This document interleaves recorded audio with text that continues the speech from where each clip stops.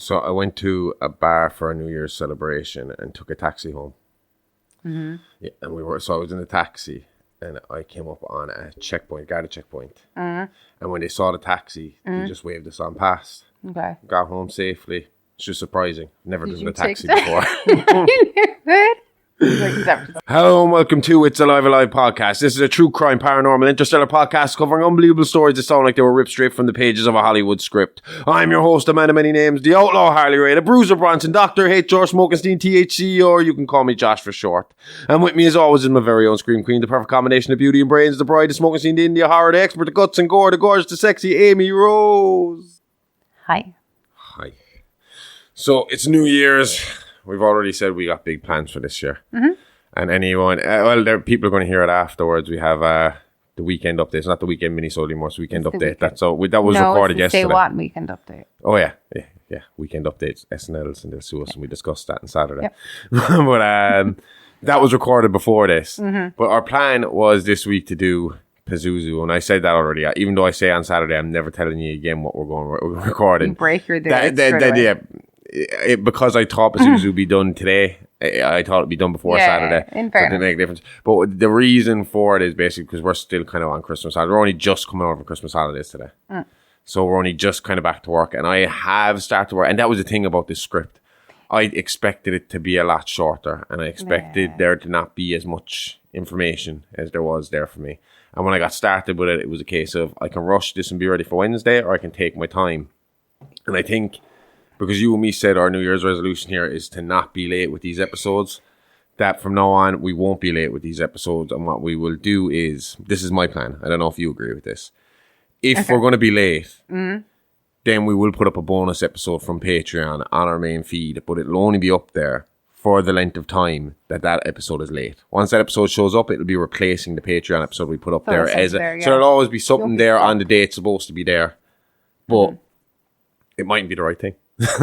And sometimes it might be a filler episode to give us a chance to get the script right and get it ready, because I'd rather release a really good script. And the other side of it, the only other option is that we become like a TV series and release. I don't want to do series. You have seasons. I don't want to do that. And I know I prefer being week to week, you know. And it's just, I think in the next few weeks we'll have a handle on it, because we have a handle on it. We have a kind of week in advance now. We've already got stuff recorded for next week. Yeah. We've already got most of the scripts for next week and the week after ready, nearly ready. So what we're going to do this week is we want to try and tell you about our Patreon, because we're going to be putting a lot more effort into Patreon as well this year. Mm-hmm. We've done a fair bit last year on Patreon. Yeah, well, we have, yeah. And that is where we say the ingredients are that make up this main show. Mm-hmm. And the Horrorverse. And that's where we have two exclusive shows to Patreon. The rest are there on early release. So if you want to hear the minisodes early, you want to hear the weekend or the Say What weekend update early, you want to hear the main show a day early, you go over to Patreon, you get them a day early and ad free. Mm-hmm. But we have two shows that are exclusively for Patreon, and that is Behind the Mask and Real Monsters. Behind the Mask being, it started off as kind of like a random movie trivia kind of thing. Yeah. But just kind of went a bit all over the place, and then we finally knuckled it down. I was like, it's not a review, it's a summary kind of discussion. A movie discussion about the movie. We don't really review the movies. No. We give our opinions and bits and pieces of them. But to the most part, we kind of just go through the movie and go kind of into maybe some of the stories about the movie, some of the production stories about the movie. Good point to the movie. It's just basically a chat about the movie. Yeah. Do you know, it's not a discussion. It's not, or it is a discussion. It's not a review and it's not a summary. Because we mightn't even summarize the whole fucking film. We might be just get stuck talking about one part and then zoom past a load of other parts.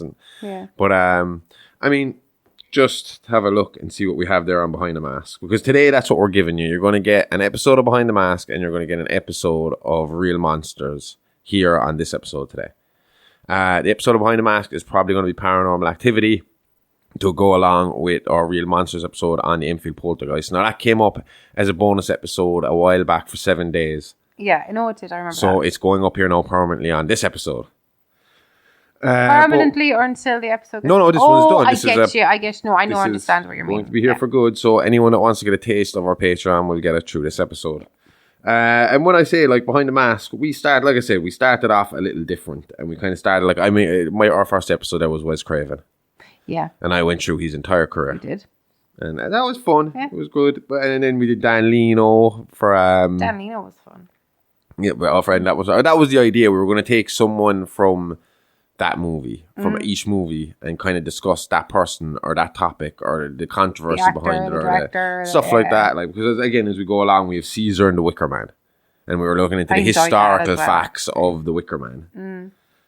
Stephen King's Misery, we looked into what Stephen King was thinking when he wrote that book. Yeah. Then we ended up on the history of the Illuminati.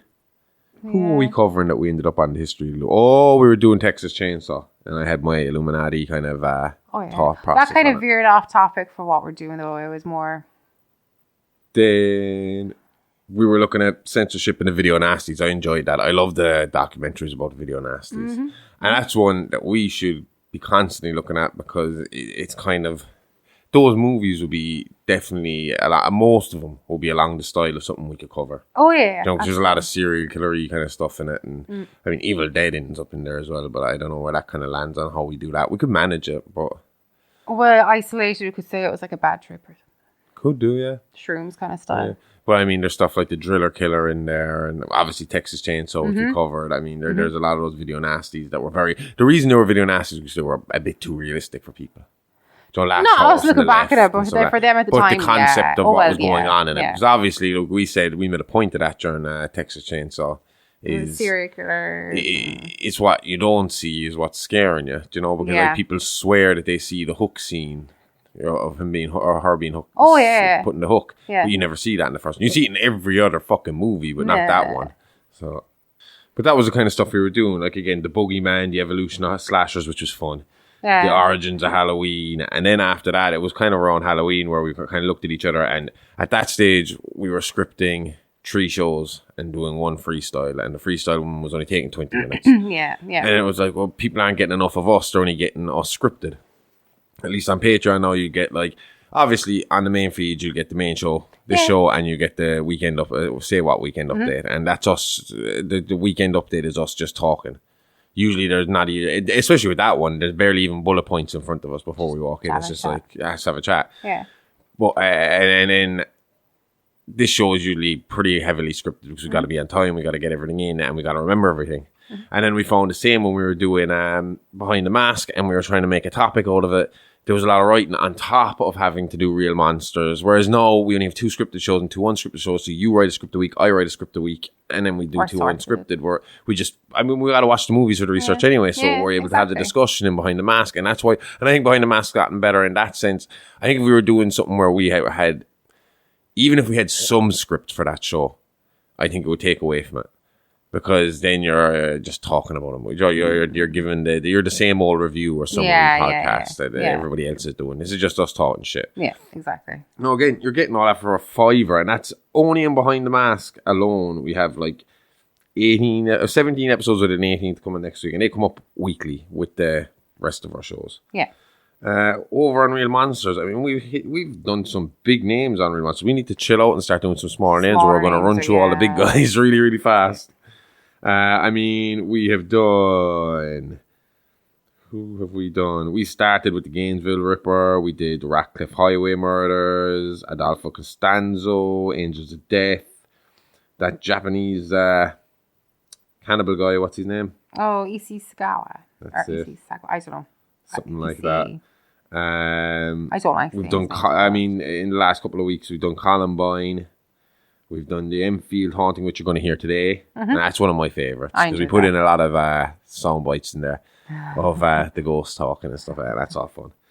Last episode we had up there was just before Christmas, and that was Ronald Gene Simmons, not the Kiss front. Not the Kiss, yeah. and neither is Gene Simmons called after him. No, because he's born before him, so that's even weirder. And there's some more Christmas stories in that episode, but we kind of finish on the big Gene Simmons story. Yeah. But again, there's like 17 episodes up there. They just keep on going up and up and up and up and up, and we're hoping to get better and better and more, put more time into both of them, over the rest of the year. And on top of that, we got more plans for Patreon. You know, there is extras coming over the year. Yeah. We'll figure out when we have time to start working on them and dropping them in there. But we'll have little extra surprises over the years and little extra add-ons, and we're going to keep it at 1 tier, so it'll be a $5 no matter what for now. Good.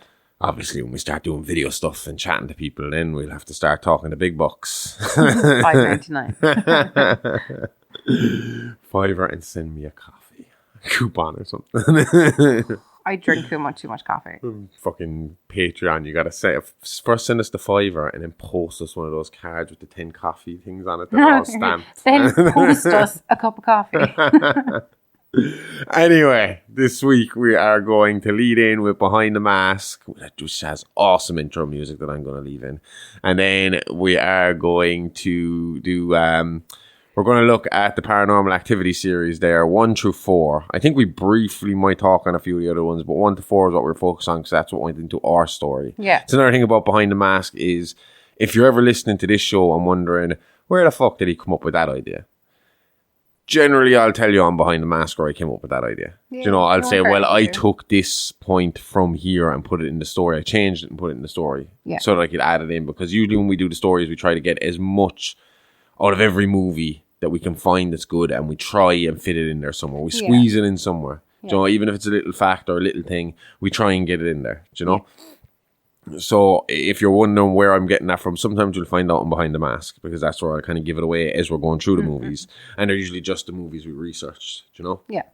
So like I said, this is Paranormal Activity 1, 2, 3, and 4, and then it goes straight into the Enfeild haunting after that. And that, again, is an awesome one. If you're into your spooky ghosts, this is a cool story. Oh, it's a good episode, yeah. And again, I love all the sound bites from it. It is awesome. So you're going to check that out right now. Behind the mask, there's a secret life. Behind the mask, there's a hero's eyes. Beauty can be a disguise. Hiding a warrior inside. Behind the mask, behind the mask. Hello and welcome to Behind the Mask, and it's Alive Patreon exclusive horror movie podcast. I'm your host, the man of many names, the Outlaw Hardyway, the Bruiser Bronson, Dr. H.R. Smokenstein, or you can call me Josh for short. And with me as always is my very own Scream Queen, the perfect combination of beauty and brains, the bride of Smokenstein, that I can't remember the rest because it's not scripted in front of me, Amy Rose. You gave yourself your own intro. I can remember my own intro, but some of those names are new for you. I only came up with them lately, so they're not ingrained in my brain just yet. I was going to write them down too, but I gave up on it. You got lazy. There's a lot of horror news this week. Did you see that there is going to be a new Strangers trilogy? And it's all going to come out in the same year. Like the one with Liv Tyler, isn't it? Yeah. Oh, cool. I enjoyed that one. Yeah, I realised that there's certain movies, I think I said this before, certain movies that seem too real to me scare me. Mm-hmm. And that one was a little bit too real for me. Oh, I think you should watch Funny Games. But that's why I keep avoiding it. You keep bringing it up and I keep saying, I don't want to fucking watch it. And it's really good because... and that's the thing, I can watch documentaries about serial killers all day. I can listen to documentaries about serial killers all day. But you give me a movie about one and I'm like, this creeps me. It's actually Sideshow Bob. It's not like slasher movies, serial killer. I mean, movies about serial killer. Like the Zodiac movie creeps me. Okay, yeah, Zodiac creeps me out. I will give you that. I still haven't seen Henry Portrait of a Serial Killer, the one about Henry Lee Lucas. Yeah, but the look at transmitting. I think it's that one, the one I was telling you about, the last horror movie. The really cheesy, one that I saw. That kind of creeped me out of it because I saw it as a teenager and the people who were being murdered, and it seemed like they were really terrified and about to be killed, and that really fucking left a mark on me. So it's hard for me to watch those kind of movies, or it's hard for me to get myself to watch those movies. When I watch the movies, I enjoy the movies. Yeah. But like it's short, go into Psycho and stuff like that. Like it's just when it's just solely about a serial killer doing a serial killer thing, it's creepy. I think American Psycho is slightly different. But then I've seen it. Yeah. I know it, because I know that's kind of left up in the air as to whether that's in his head and a fantasy or something that he's actually doing. Well, I always found him kind of like unsettlingly slapstick.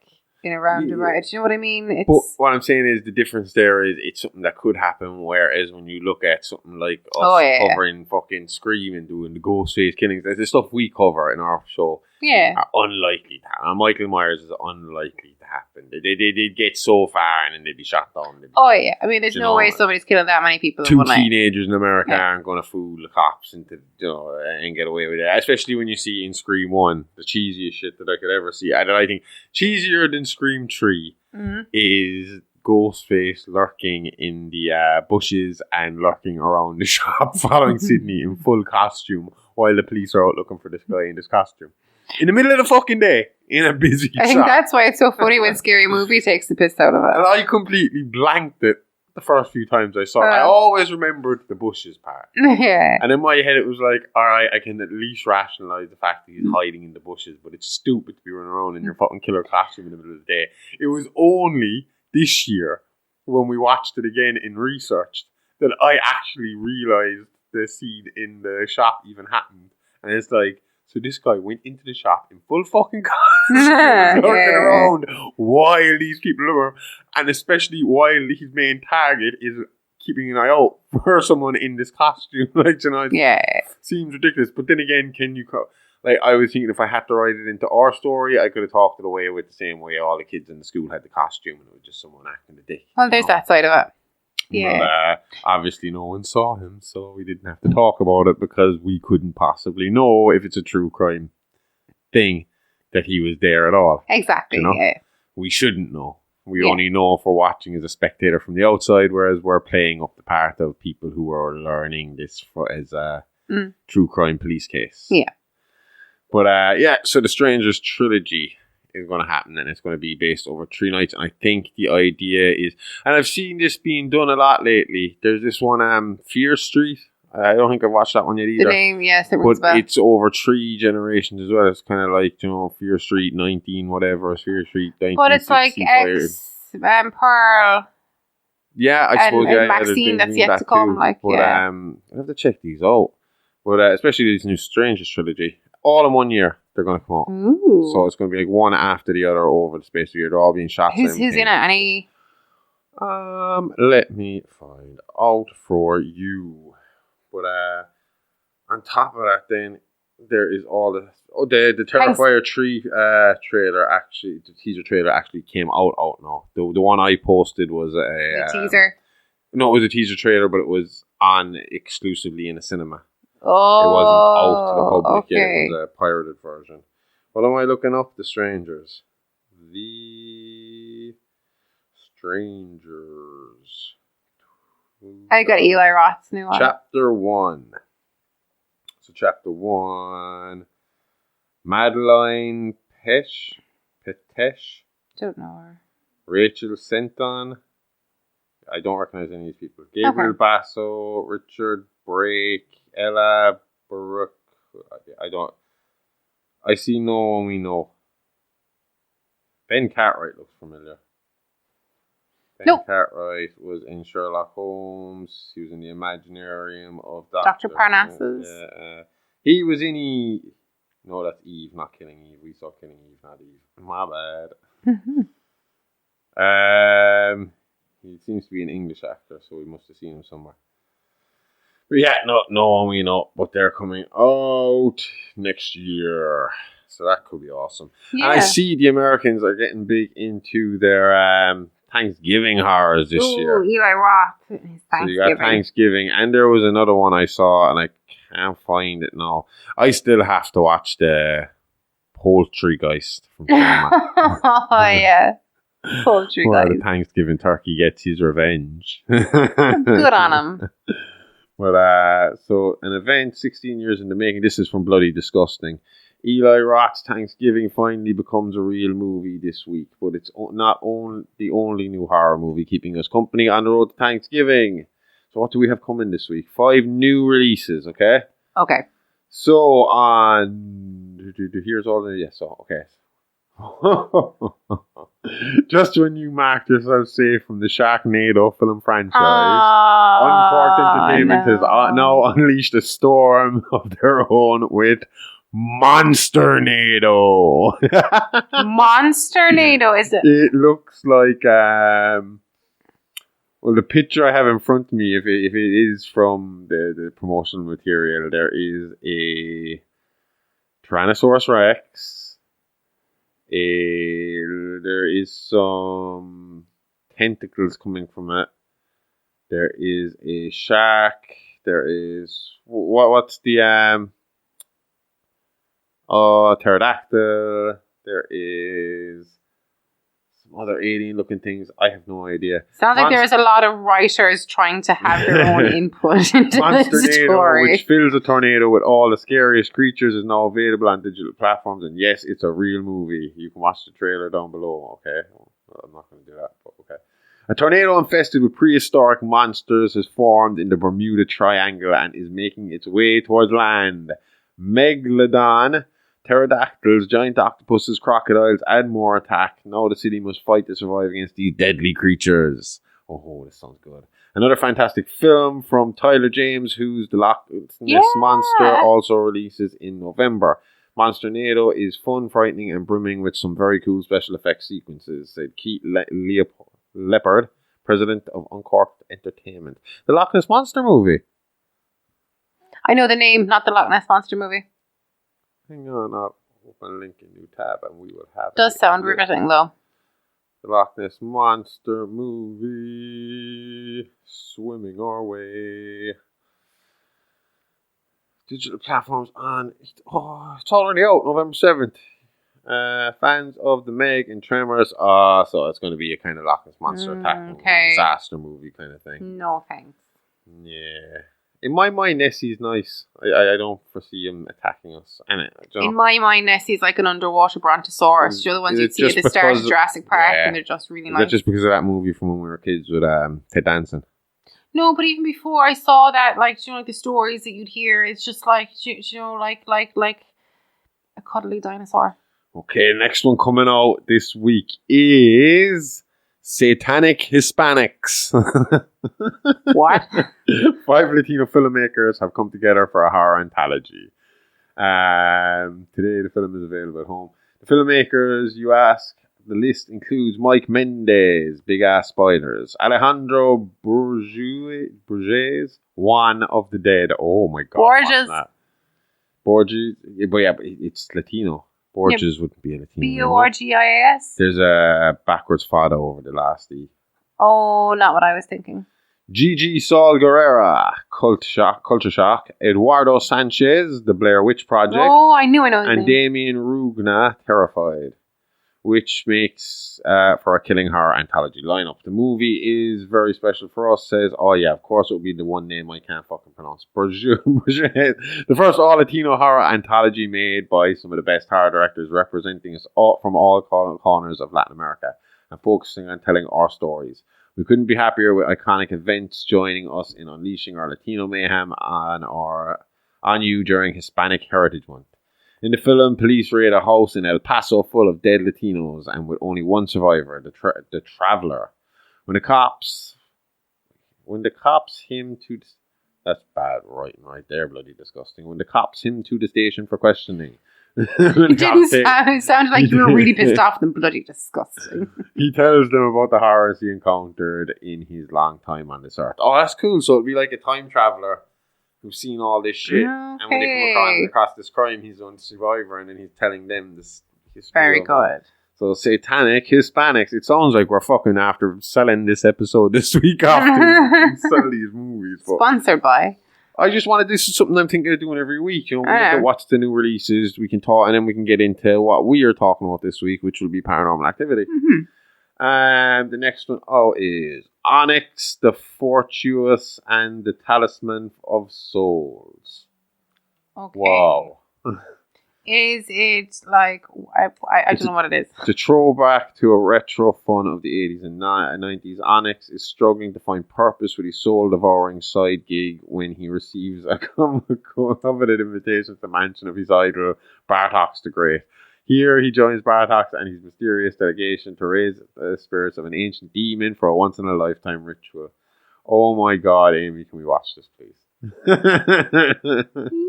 I'm looking at it This here. looks ridiculous, and I love probably not. Yeah, no, we give it a try.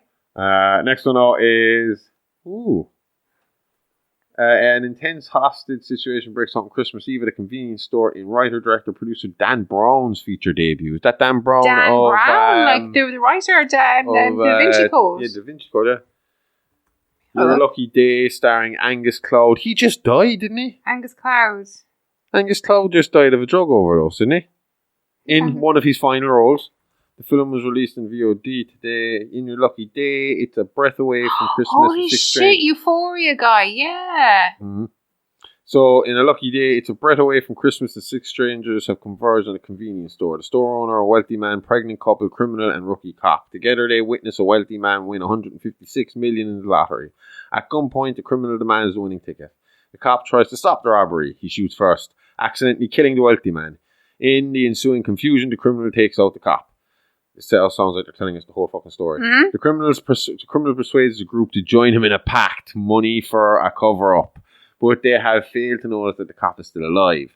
The cop contacts his father, himself an ex-cop, who enlists his former partners to help save his son and steal the winning ticket for themselves. Who will survive and how far will they go? So these movies are sounding fucking decent. Oh, yeah. That's a really good one. Yeah, we'll be watching that. Let alone we'll be watching that. We could be covering that. Yeah. That sounds like one that would fit right into our wheelhouse. Based on each... Oh, cool. So Thanksgiving comes from fucking The Grindhouse double feature with Quentin Tarantino. Oh, yeah. Based on his fake trailer from The Grindhouse double feature, Eli Roth's Thanksgiving hits theaters on Friday, November 17th, promised an R-rated bloodbath. So, and isn't that how Machete came along from as well? The second installment of it, is it? Oh, from the trailer. No, as far as I know, it was a fake trailer. Machete was a fake trailer in it. Because the Grindhouse concept was you had the one you hate, the Death Proof. Death Proof. Yeah, Death Proof. Death Proof played, and then before Death Proof, there was some fake trailers. Then there was Death Proof. Then there was some more fake trailers. Then there was Planet Terror. Yeah. By Robert Rodriguez. And it was supposed to like pay homage to the Grindhouse days where you go and see these double features and there'd be all other trailers for Grindhouse movies. Like obviously the Grindhouse movies that have been made from this fucking movie. So this movie has spawned the Machete series and now this Thanksgiving movie. Okay. The film, an expansion of Roth's faux trailer seen in Grindhouse 2007, will be released in theaters worldwide by TriStar Pictures and Spyglass Media Group, who made Scream. In Thanksgiving, after a Black Friday riot ends in tragedy, a mysterious Thanksgiving-inspired killer terrorizes Plymouth, Massachusetts, the birthplace of the infamous holiday. The cast for the feature-length slasher movie includes Patrick Dempsey, Addison Rae, Jalen Thomas Brooks, Milo Manheim, Neil Verlack, Gina Gerson, Tim Dillon, and Rick Hoffman from Hostel. Roth wrote the script with Jeff Rendell, Roger Brenbaum, and Eli Roth are producing. So yeah, we'll definitely be checking that one out as well. So there's fucking out of those 5, I would say there's definitely 3 there that we're going to watch. 3 good ones, yeah. We're going to watch Thanksgiving. Mm-hmm. We're going to watch the hostage situation. The hostage one, yeah, which was what did I say the name of that one was? That is One Lucky Day. Your Lucky Day. Okay. There's a possibility of Onyx the Fortuitous and the Talisman of Souls. Is there? Yeah. I think we'll give the Monsternado a pass. Well, you see, that's the one that I'd like to watch. Yeah? No, I'm joking. Satanic Hispanics doesn't sound bad either. It's not a 5. I definitely give... I'd give 2 definite watch, 2 a maybe, and 1 a no. Which one is the no? The no is the Monsternado. The maybes are Hispanic, Satanic Hispanics, and Onyx the Fortuitous, and the Talisman of Souls. And the ones I'm definitely going to watch are Your Lucky Day and Thanksgiving. Mainly because, again, Your Lucky Day and Thanksgiving could become subjects on our main show someday. Yeah. I mean, Monsternado seems like they tried to be imaginative, but it seems completely but there's so unimaginative. Any of them, no. I mean, this is a common. I think this is a common thing anyway. Anytime any movie gets popular, there's going to be bundles. I mean, even today's subject, Paranormal Activity. the first time I saw the first one Paranormal Activity, directly afterwards, I watched a movie called Paranormal Entity. So there was a rip-off of it straight away. And you see yourself like when Disney are about to release live actions of like Jungle Book or Pinocchio or all these ones, a shitload more of them pop up, you know. Or if there's a new fucking Deadpool coming up, there'll be a rip-off of, fucking rip-off version of it of fucking Alive. Not Alive Man. Not Alive Paddling Pool. Absolutely. The Z-Men. The Z-Women. Ant-Man, not Ant-Man. Ants, Bugs Life. Do you know, there's these movies. And apparently... Oh, remember the Jungle Book and the Jungle Book. But that's what I'm saying. Yeah. But apparently, as well, I was listening to this on the last podcast, Henry was saying that it's a reason they won't have a movie about, which one was it? It was it's a famous magician, the guy that made the Statue of Liberty disappear. Oh. Houdini. Houdini? No, this is the guy recently that made the Statue of Liberty disappear, didn't he? He just kind of moved the platform slightly, but like... It's something to do with mirrors or something. Oh, we could be on two different things. Might be Houdini.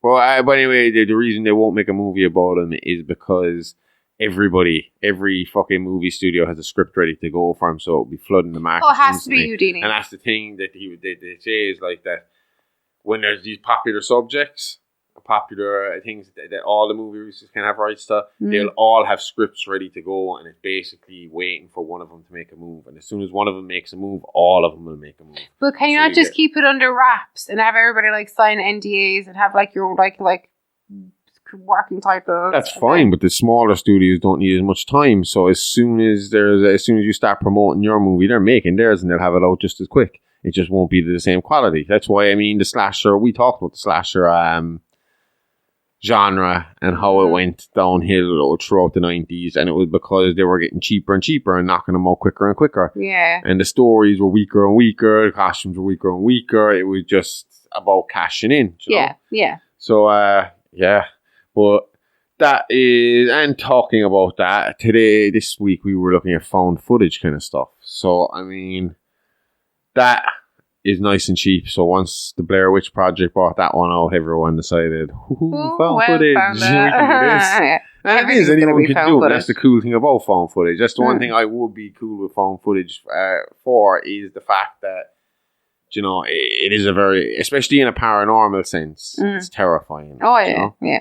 And just because it feels real. And didn't they have to, it's that and Cannibal Holocaust are two cases where the actors had to kind of come forward and say, we're fine. Because I think they got the people who made the Blair Witch Project got their actors to do the same thing. Yeah, Cannibal Holocaust actors and go missing for, you had to stay out of the public eye for like a certain amount of months. But eventually they had to bring them out to say, no, this is fake. Here they are. Here's the real people. Oh, yeah. No, I will admit, I haven't watched a shitload of found footage. I haven't even seen the Blair Witch Project. I've seen the last half of the Blair Witch Project. I mean, when it goes, I'm looking at a list of some of the more popular ones here. I have seen The Last Horror Movie, which is the one I was talking about. Shit, it's right here, 2003. I haven't seen that. Oh, we will watch it because we will definitely cover it. It is really creepy. Hang on, I'll just open it up here and tell you what it's about. So The Last Horror Movie, British found footage. So the film follows Max Perry, a disturbed wedding video cameraman, and his unnamed assistant as they perform several murders that they have videotaped. The two have used a video store tape in order to record the proceedings, breaking the fourth wall and insinuating that the copy of the film being watched is the only existing version of the tape. Ooh. Throughout the film, Max uses meta references in order to show off his gruesome activities as a serial killer. The film raises questions surrounding visceral pleasure. This can be seen in one scene in particular, during which the audience cannot see the victim two at once being murdered. Max Perry then asks the audience, I bet you wanted to see that. And if you didn't, why are you still watching? Wow. At the end of the film, the audience is left to believe that since they are watching the only copy of the film, that they will potentially become one of Max's victims. Creepy. It is. Do you know what? I'll watch that with you this week. I've avoided the shit out of it since I saw it the first time, but when I saw it, it freaked me out. Yeah. And then I saw it in GameStop one day, and it was cheap. I was like, "Oh, I'm buying that. I have to have it." I know it freaks me out. But you haven't watched it, have you? I've never. That DVD's never been played. Shit. Okay, yeah. So, but it's on, and we have it on our on demand as well. You know. Definitely. But so I watched that one, and I watched because of me being a big Romero fan and Night of the Living Dead fan. I watched the what was it, Diary of the Dead? That was the found footage one. Do you remember it was all done on the iPhone kind of thing, and they were around the hospital? Oh yeah. I wasn't a huge fan of that. And I'd say the next one that I got would have been Paranormal Activity. Yeah, that's the main one that stands out to me. I think that's pretty much one of the only ones I've seen. No, I saw Diary of the Dead after Paranormal Activity. Okay. Paranormal Activity was the first one. It was the first real proper fucking creepy one. What one did I say before that? He was a serial killer kind of one. This was a paranormal one. That creeped me out. No, there was a reason it creeped me out. Yeah. As much as it did at the time. Yeah. That wasn't long after I had broken my leg in the bike accident. And I had just been prescribed codeine for the first time. And your mind is blown. Oh, stop. I was having a bad day and I doubled my dosage. I was in La La Land watching those movies and they creeped me out even fucking more. Me and David were watching them together. And I remember, because I wasn't used to the codeine. And people who haven't taken codeine, a lot of people have at this point. I mean, you do. But when you first take it for the first time, your body gets used to it, you get it's almost like butterflies in your stomach. Mm-hmm. And you kind of just feel light, but you could kind of feel a bit nauseous at the same time. But I'm watching this movie, and then directly after we watched that movie, we watched Paranormal Entity, which was a bit more intense. Mm-hmm. There's a ghost rape scene in that one as well, where she's lifted up off the bed and the ghost is raping her. And is this a remake? No, it was kind of a cash in on Paranormal Activity. I'll show you that one too. Okay. It's a fine movie. I was even half tempted to throw it into the script this week, but I was like, fuck it. Leave it. But so Paranormal, I watched that and I remember I was kind of out of it, and David was like, "Right, I'm going home now." And I lived on my own at the time in my grandparents' home, who had all passed on, and I was on my own there. So I was like, "Right, you stay here at the front door. I'm just going to turn off everything downstairs, turn on the TV and the lights upstairs, and then you can go." Once I got everything upstairs and I was upstairs, he closed the door. He left, and I was able to be in my room, watch TV. Once the noise was on, I didn't give a shit. Not leave to do so the sun. Oh God! So when did you see it? Did you see it when it came out? Did you see it in the cinema? I saw it at my cousin's house, I think, but it was after it came out, I'd say. Well, not after it came out, but it was out on DVD. You and me went on a bit of a binge on him a few years ago, because I only realised it while we were researching it. Because I thought the marked ones was the last one we saw.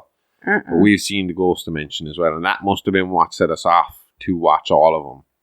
To go back and watch the Ghost Dimension came out, yeah. and I was like, "Oh, let's refresh ourselves before we watch this one." Probably. And we watched all of them. Yeah. And I had forgotten the end of the marked ones, because I knew that I was going to be stopping at 3 or 4 tops. Yeah. If 4 made sense to me at the end, I would have put it in, but the ending just didn't make sense. It muddied up the water. There was no need for it to be there, so I didn't bother with it. I just went with 1, 2, 3. But I wanted to see, because I'd seen that Katie and Christy turned up in other movies, and I wanted to see what would it have any relevance as it needed. And that's when I came across the ending of the marked ones. Yeah. And the ending of the marked ones is your man going down into this basement to find his dog, but he ends up kind of traveling through time or space and time into Mika and Katie's kitchen at the end of Paranormal Activity 1. And when Mika comes down the stairs, or Katie comes down the stairs and then starts screaming for Mika, your man is standing there and she's screaming for Mika, and Mika runs down, sees your man. Yeah. And he's like, "Who the fuck are you?" And attacks him to try and stop him. But then Katie comes over and starts stabbing Mika to death, and then stabs your man to death. And that's the end of the fucking marked ones. Yeah. I'd completely forgotten about that and about that connection. And apparently, vaguely remember it. And apparently Ali shows up in the marked ones as well. Oh. The daughter of Daniel and Christy Ray. Yeah. She shows up in the marked ones as well to tell him about the covenant. So because obviously your man's looking for information about this symbol, and he finds her online and starts talking to her about it. Okay. But I kind of, once I saw the still from it, I remember that as well, and I remember saying, she going, "Oh, that's your one from the last one." Yeah. They were pretty good. So, anyone who doesn't know the plots of these movies, they're pretty simple. Yeah. The first one, the first three is like a backwards story. Yeah. So you go like Paranormal 1, 2, and 3, telling you the story, but the story is really 3, 2, 1 in time order, if you're going by a real time. Yeah. So in the first one, we see Katie and Mika living together, and they start to get some paranormal activity happening around their house. They do. And that's when Katie tells Mika that she has experienced this before. It's come from her childhood, all this kind of stuff. Yeah. And after that, chaos ensues, and there is stuff moving. Katie's walking around the house in the middle of the night, sleepwalking and staring at Mika all night. There is crashing. There's banging. I thought the scene with the Ouija board was pretty fucking cool. When it goes on fire, is it? Yeah, when they go out and in the planchette. Is that what we said? The planchette. Starts moving around by itself. Yeah. And then they're trying to work it out afterwards, what it might have been saying. That was pretty cool. That was And I can't remember, what did it say? Can't remember. It was hardly mine as well, like it was in don't know. in the second one on the door. Could be. But anyway, it goes on and it gets worse and worse and worse until eventually Katie is fully possessed by the demon Tobi Asmodeus. I've said it a million times on the other show, you think I remember it. Asmodeus, and she kills Mika and moves on to her sister's house. But then we find out when we watch the second one that is based before the first one. Yeah. And they actually get the haunting before Katie does. Yeah. And Christy is haunted, is mainly being haunted, and the house is same as the first one. Same kind of shit, just blown up a little more. There's louder knocks, more people being dragged around the house. Poor doggy gets it at one point. Yeah. And in the end, when they finally convince Daniel, the father, that this stuff is happening, because he was the guy the whole way saying, no, this isn't happening, he finds a way to get rid of it.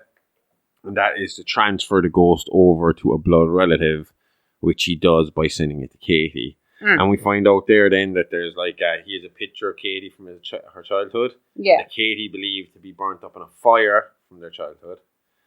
And he kind of burns the sides of it.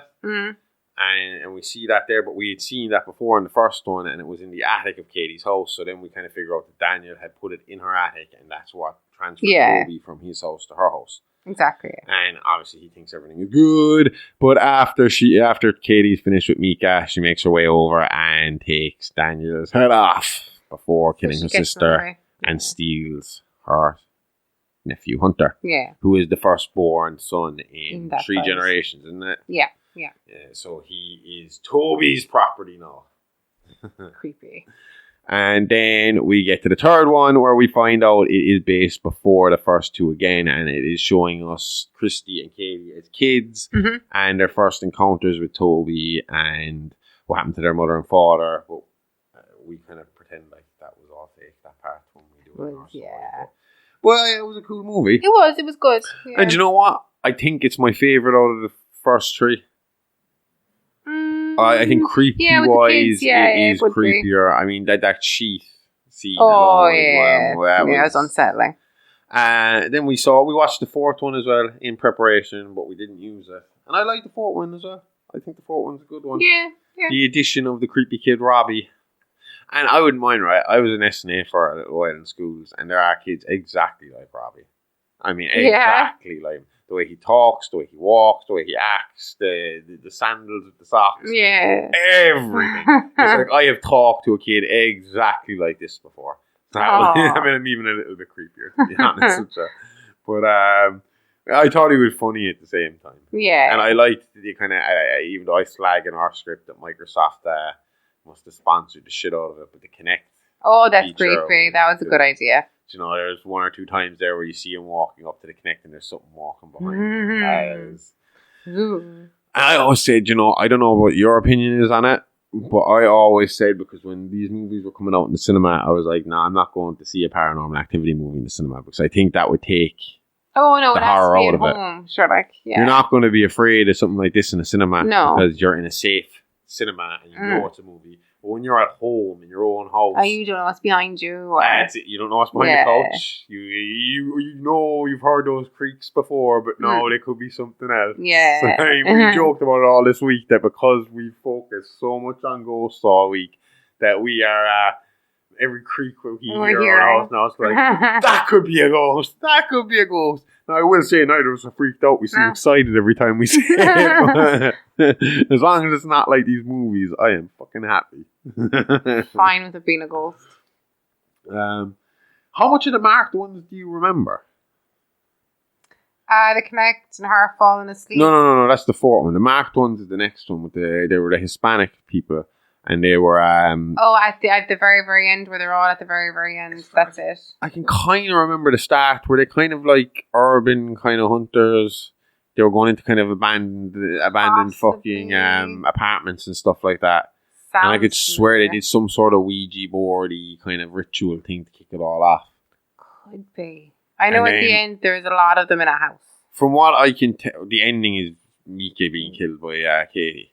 So that's not the end of that one.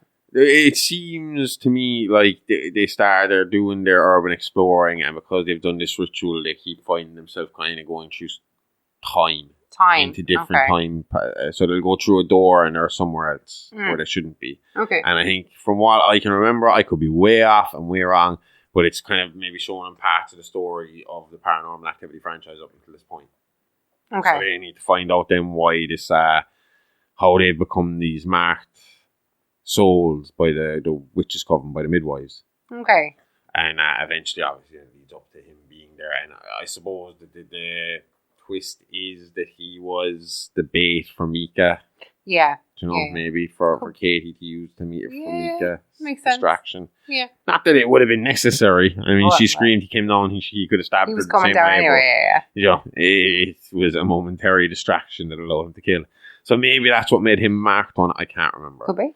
The ghost dimension, I didn't remember any of it until I looked again to see where Katie and Christy fit in, and I saw that clip of the two brothers watching the TV, and Christy's describing them watching her. And it's supposed to be from the early 90s, late 80s, early 90s. And I was like, that is fucking creepy as fuck. And I remember I kind of was looking up more about it to see what I could remember about it. And I remember, do you remember they had the priest over and they're putting the salt circle down the middle of the big sitting room.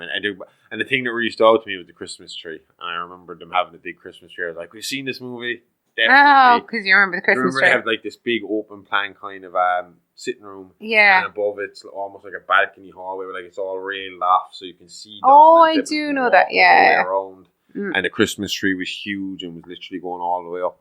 But that's what reminded me, because we were all, I remember when we watched it, you and me were slagging the whole time. It was like, poltergeist in that house, that tree is coming down multiple times. We've had Christmas trees up with a cat in the fucking house. Yeah. The poltergeist ain't leaving that motherfucker God. standing. Not that tall anyway. That's going down multiple times. Christmas with a cat. I still haven't seen the new one, Next to Kin. I think what we should do is, for the fun of it, from my completionist side, is watch those last three that I haven't watched yet. Yeah. The marked ones, the Ghost Dimension, and the Next to Kin. We can do a little follow up on this at the start of our next episode or something like that. If you really want it completed, we could find what we found from Michael Myers. Oh, I guarantee you there is a Paranormal Activity porno. Hold on 1 second. I guarantee it. There is definitely a Paranormal Activity porno. So while I'm looking for it up, I'll bring up the other one that I told you I found. The alternative Japanese Paranormal Activity 2. Oh, yeah. So in that, a Japanese lady gets into a car crash and breaks a bad car crash and breaks her 2 legs and has to go and live with her father and brother, I think it is. Okay. And paranormal activity starts to happen around the house. And then it kind of builds and builds and builds and builds. But it turns out that she crashed into Katie in the other car. killing Katie and transferring the ghost from Katie to her. Which is weird because the original ending to Paranormal Activity 1 for the Japanese audience, which we saw the last day, was Katie walking up in front of you. You don't see Mika's body. You see him go downstairs. You hear him scream. Then she walks upstairs, stands in front of the fucking camera and slices her throat and drops dead, and that's it. So I don't know how that led into a Paranormal Activity 2 where she's back up driving. Possessed, maybe. Yeah. I don't know. We haven't seen it, so we can't explain it. We might check that out because the Japanese stuff is usually more fucking frightening. So creepy. You keep telling me it is, and I've actually never watched a Japanese horror movie. So now I will say, I'm just going to say, I don't know whether the ones I've been watching are Japanese or Korean. But I mean, like the Ring and stuff like that. The Ring, terrifying. And the Grudge, and I've never seen the American Grudge. Last Miss Call, One Miss Call, they're all absolutely terrifying. In the Grudge, we could watch. I haven't seen the American Grudge, so I don't know the story. I thought we watched that with Sarah Michelle Gellar. I fell asleep, I think. Oh. I've seen The Ring. I think I documented it in one of our episodes about my Ferris Bueller's Day Off, and I'm pretty sure The Ring is what we went to see that day in the cinema. See, The Grudge is good, but it's the creepiest part is a tiny bit ruined for me since starting to listen to the Wu-Tang. Because there's the noise the little dirty bastard makes at the back of his throat, and like every kid used to do it. And it's like, but that's what the scary noise is. Exactly, that's it. And now I'm like, it's not scary anymore. And if you listen to Old Dirty Bastard, you're going to hear that for a good, minute or two before he finally starts singing. It's hard to find a straight up paranormal parody, maybe.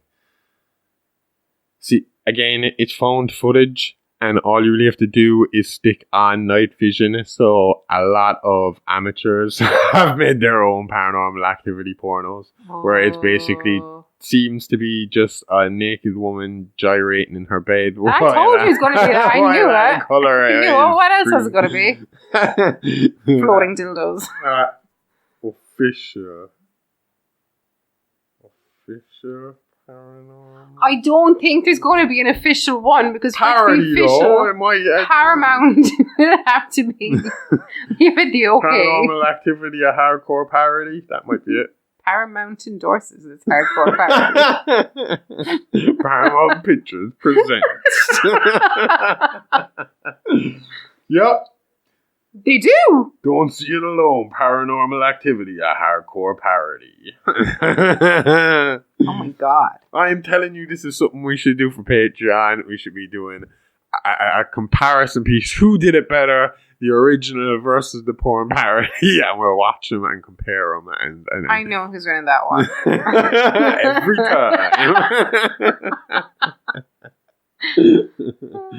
time. Yeah, I don't think I've seen any other phone footage outside of that. No. No. Paranormal Entity I've seen. That was alright. Does the End Gothic account as found footage? I suppose. But it's not a found footage movie, but they find the recording. Yeah. We watched those funny haunted house ones with Marlon Wayans, alright. Would they count as found footage? Yeah, Paranormal Activity. Area 51, I want to watch that one. That's Paramount Pictures. Oh yeah, no, I'd watch that. I've said that to you a few times about watching that one. It seems like it'll be decent. And VHS is supposed to be really good. I've never seen that one either. But that's, I heard the person from last podcast who can't be named anymore mention how good they were. Bullshit. He didn't do anything that bad. It sounds like it was just... Oh, okay, I'll edit it out. Whatever. Shut up. You knew it as well. I'm not saying it wasn't bad. I'm just saying it could have been fixed by grown-ups sitting down and being grown-ups and having a conversation and being genuinely apologetic and decent human beings and just dealing with their problems properly instead of... Going on to Instagram. Yeah, by popular opinion. That's what I'm saying. So, you know what? After that, I'm keeping it in because I just explained it in a nice, calm, and adult fucking manner. I don't Very bad with choice of words. Yeah, well. Wow. Okay. What else do we got here? Oh, shit. But anyway, I just locked them. So, reviews and reception. I did just fucking lock something. Did I manage to lock something? Oh, I didn't. That's cool. Oh yeah, I forgot to say that outside of Thanksgiving movies, there is a cool ass Christmas movie coming. Santa's Sleigh, the one that I was telling you about that came out years ago. It's a Wonderful Knife. Oh, it sounds decent. Do you know why that is? Because It's a Wonderful Life is being remade. It's coming out next year. This sounds when I saw the name, I laughed too, and then I read the synopsis, and this actually sounds like a really good take on it. It's a Wonderful Life. Okay. After saving her town from a psychotic killer, Winnie's life is less than wonderful. When she wishes she was never born, she finds herself in a nightmare parallel universe where without her, things could be much, much worse. So she wishes she wasn't born, which means she wasn't born, which means she couldn't stop the psychotic killer who goes on his slasher spree without her being there to stop him. So it's a fucking really cool take on It's a Wonderful Life for her. So that's one to fucking check out this Christmas. Yeah. I can't wait for that one. What were you talking about again? What was the one? Santa's Sleigh. Well, what was that about again? Where sleigh is obviously S-L-A-Y. Oh, yeah. But I'm not too sure, but Goldberg is Santa. Goldberg. That Goldberg. There's a few other names that I can't remember. Kill you. Yeah. Oh, is he Santa in it? I totally just did that. And is he killing people in it? Looks like it. Goldberg's gonna it's kill got 5 points something out of 10 on IMDb, but I would like to watch it. I'm a professional wrestling fan, and I don't like Goldberg as a wrestler, but I like him as an actor. Love him as an actor. Him in the Goldbergs made the Goldbergs. What else have we seen him? We saw him in something else, and we were like, this guy's fucking brilliant. Gears of War. He was great in Gears of War. Batista wants that part, though. But Goldberg looks more like him. Batista played a good Dom. Yeah. And then you could be all sad when he dies, isn't it? Because that apparently is seen as one of the saddest moments in video game history, is Dom dying. And I remember when it happened, I even kind of half warned you because I knew it was coming because I had finished them all already. Now that you say and it, then you were like, oh no. That was sad. Really didn't leave a long-lasting impression. I only just remembered. So, that's movie news and stuff like that. I just want to have a quick look and see, because I can't remember. Like I said, I didn't see these movies in the cinema. What kind of reception have they been getting since they went along? Because I'm guessing the first one got a really good reception. I'm guessing they went downhill. Response, it was like 83% based on 205 reviews, 7 out of 10. Using its low budget effects and mockumentary method is to a great result. So yeah, it seems to have. Roger Ebert awarded it 3.5 stars out of a maximum 4. But he's a big movie critic, isn't he? Oh, the biggest. Yeah. So I mean, he gave it 3.5 out of 4. That's pretty fucking high. Got an A rating from Entertainment Weekly. It did pretty fucking well, and it got nominated for Best Feature in an Independent Spirit Award in 2009. Ooh. There's a video game called Paranormal Activity: The Lost Souls for VR. Oh, that would be fucking fun. Oh, no. Huh? Yeah, I'd probably play it. I would play it when you weren't in the house. And the boys. Can you imagine putting it on the boys? The second one only got 58%, up from 137 critics. 53 out of 100. Entertainment Weekly blends shock and suspense into what might be called shock-spense. Very nice. Artist Direct called it one of the scariest films of all times. I didn't find the second one all that creepy, to be honest. I don't find them very scary. I had the third one I found a bit creepier. Creepy, but I wouldn't say scary. Yeah. But the third one is way more kind of hardcore.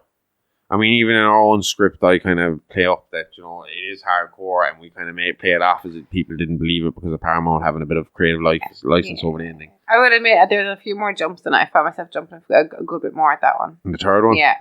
Yeah, the Bloody Mary scene in particular was a big one. I felt bad for him being in that bathroom and thinking, when he looks out and he's looking at the stairs and he sees the mess and everything, and it's like you're trying to make up your mind, can I make it that far? Once I can get downstairs, I might be able to get away from him. Do you Can't. know? Can't. God.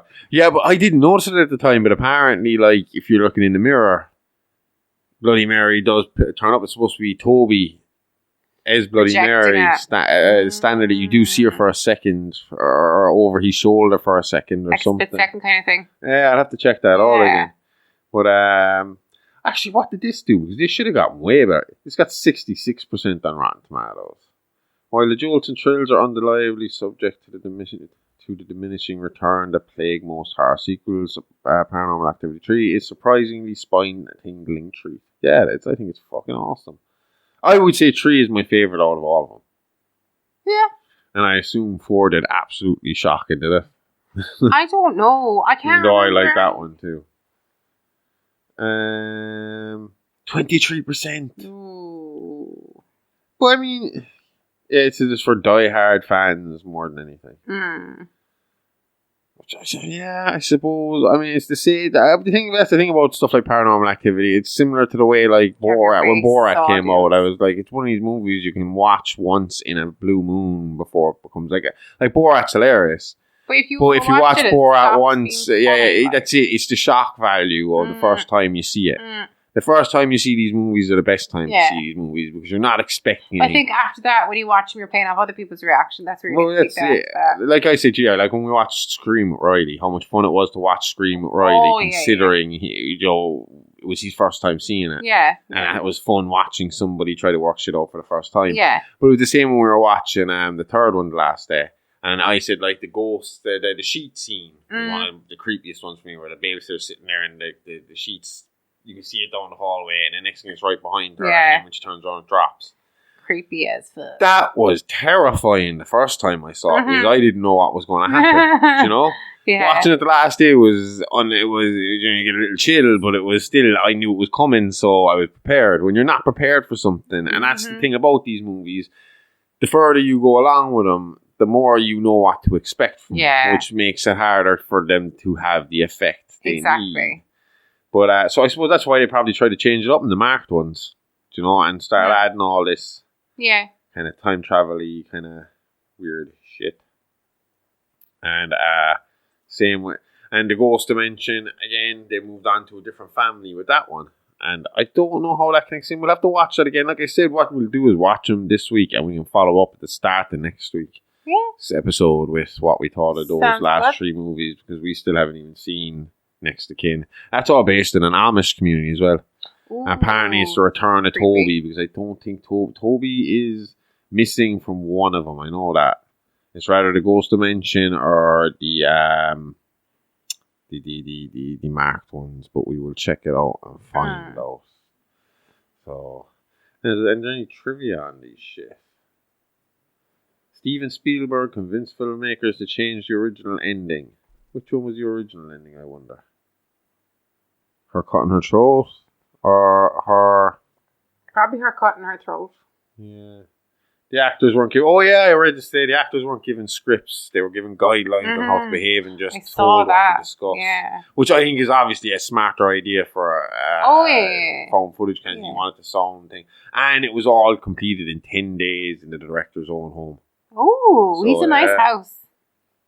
And Spielberg had to stop watching halfway through because he got genuinely spooked by the experience. He completed it in the daylight hours the next day and loved it. That would be cool to freak out Steven Spielberg.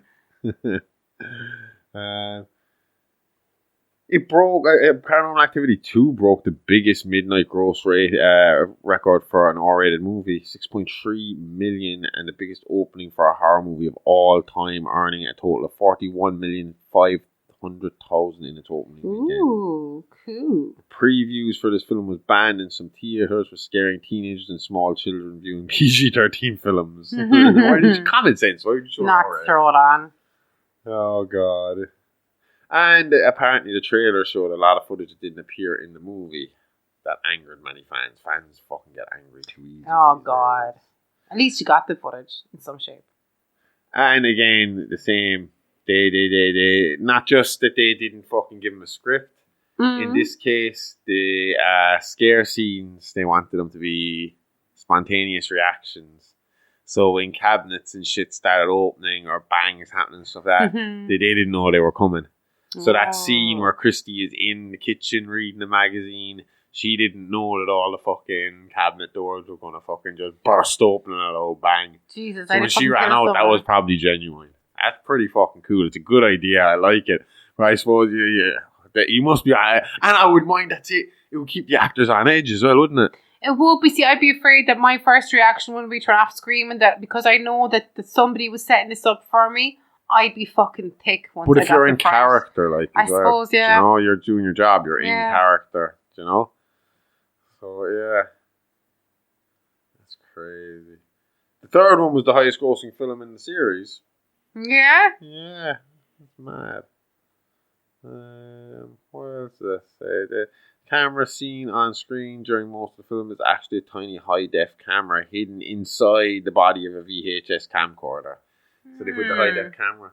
Yeah, that's some cool fucking trivia facts. What's it say about the fourth one? Any trivia from that? No. Oh! The character Robbie, the creepy kid in the fourth one. Yeah. Was named after Robbie Mannheim, a child that in 1959 was an alleged victim of an evil possession and had to have an exorcism to save his life. I'm saving that name and we might be doing a little mini-sode on that guy. Ooh, cool. Let's see if we can get that. Robbie Mannheim. Copy. I know you can all hear my fucking mouse clicking now, but I don't care. Exorcism of Ronald Doe. Or Ronald Mannheim. Oh, I could fit that. Yeah, I could fit that into a mini monster, or we could fit it into a Creepypasta Crypt. Yep. Let's save that shit this week. Future episodes. Cool. See? We're finding cooler stuff. So, okay, right. If you were to say Paranormal Activity, what would be your scariest moment in this franchise that you can remember? The one that creeped you out the most? The scariest moment? Probably everything falling down from the ceiling. Because you're not expecting that. The kitchen, when you go into the kitchen. Is it me or when she first walks in, you don't even realise the stuff is missing for a second? I did, but in a roundabout way, I knew something was off. But you know something's wrong, but it's like you don't click that everything is missing until it starts crashing down around her. I'm going to stick with the babysitter and the sheet. Yeah, that is. And especially you see it standing by the front door, and the next thing, the camera moves again, and it's standing right behind her. And it's like, I'm thinking in her position, you turn around, you see the sheet on the floor. You can obviously see it's still flowing to the floor. You turn. Yeah. What are you thinking? Like, you know, you go upstairs, the kids are asleep, and then she gets that blow in the face from fucking Tobi. Yeah, I would. Yeah. Thinking in real life, that would creep me out. Ranking the movies. What would be your ranking? No, I know we're going to just stick with the first four because we have to watch the other. Oh, yeah. No, the three was so my out favorite. of the four, what way would you rank them? Top four. Probably three. One being your favorite. 4. Sorry? 3, 2, 1, 4. Is that what you're saying? As in the movies? Yeah, 3, 2, 1, 4. Yeah, I think I'd agree. Yeah. I found one a small bit boring this time around. That's why one is I there. enjoyed Like number 4. 3. Yeah, no, still 3, 2, 1, 4 for me. Yeah. 3, 2, 1, 4, but 1 and 4 could switch sides. They're fairly level in my eyes, even though I know a lot of people will say that's crazy because, you know, one is the one that sets it all in motion. But maybe it's just because I've seen one too many times at this stage. It's like when I watch the new Star Wars trilogy. It's a struggle for me to watch The Force Awakens now because I've watched it so many times. Because I watched The Force Awakens, then it came out then when The Last Jedi came out, I watched The Force Awakens and The Last Jedi. And then when The Rise of Skywalker came out, I watched The Force Awakens, The Last Jedi, and The Rise of Skywalker all one after the other in the cinemas. So, and every year in between, while waiting for those movies to come out, I'd watch them again. So I just sick the fuck of that movie now, even though I love it. Yeah. So yeah, that's Paranormal Activity, and we'll get back to you with the other 3 next week when we are covering also. Is there what Dr. Jekyll and Mr. Hyde movie are we going to watch? A few of them. Is there a few there? Cool. We'll see what we can do with that. Okay, that's it. Until next week, I'm Dr. Smokenstein. She's Amy Rose. See you later. Bye-bye. Bye-bye.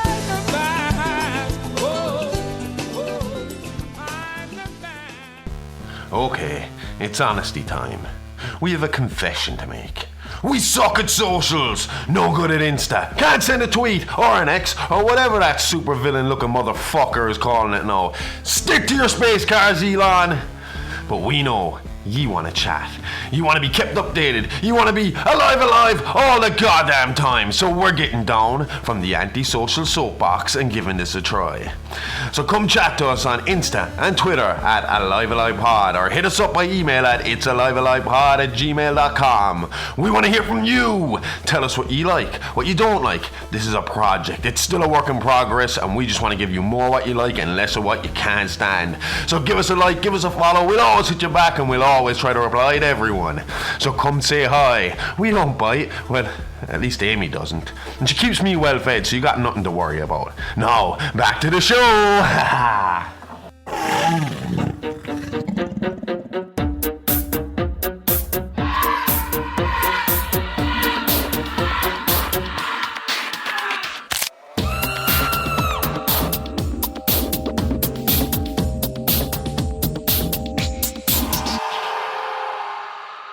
Hello and welcome to It's Alive Alive Presents Real Monsters, a Patreon exclusive true crime podcast brought to you by me, Dr. Smokenstein, and my gorgeous co-host Amy Rose. Each week we bring you the real stories that inspired our favourite horror killers.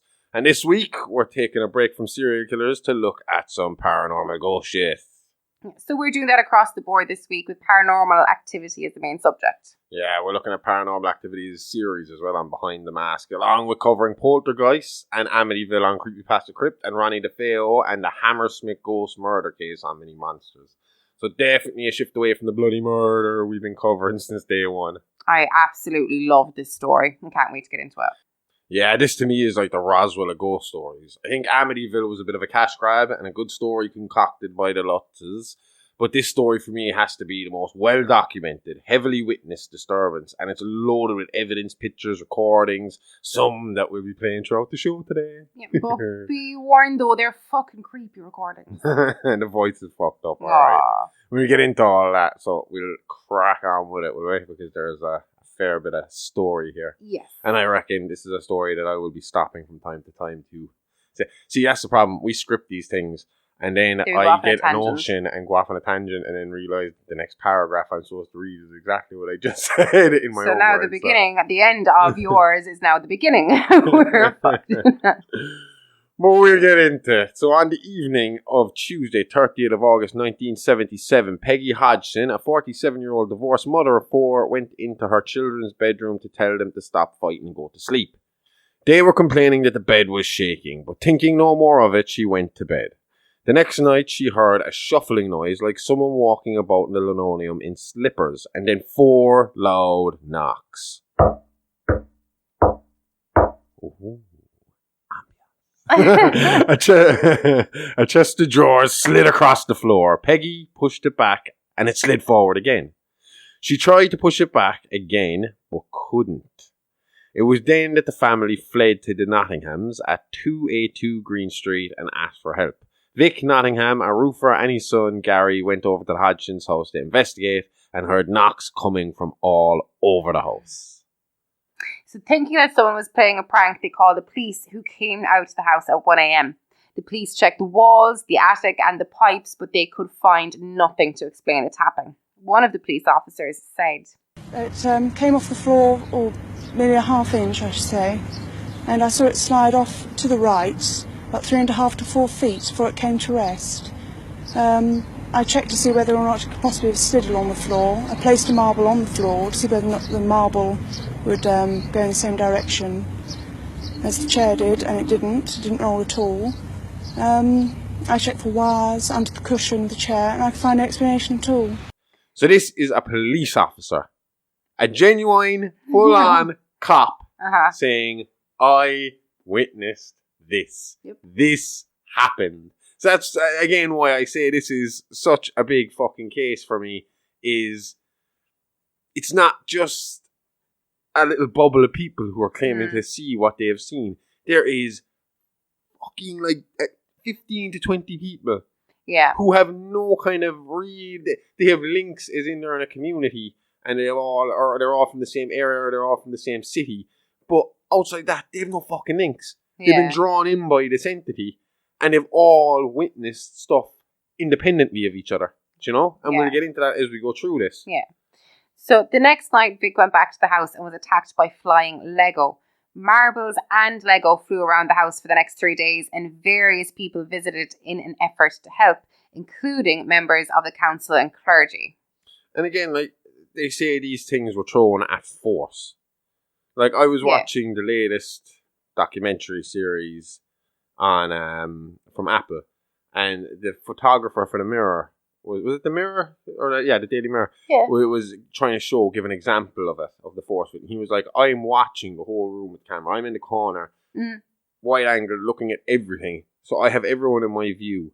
I would see someone move their arm, because they'd have to move it so quickly with so much force. You know, they'd have to swing the arm to get the force they were looking for. Yeah. It couldn't just be a flick of a wrist to get that kind of force, to have it bounce as hard as it did off the wall and back again. It had to be a full-on swing, and it would have been noticed by him. Okay.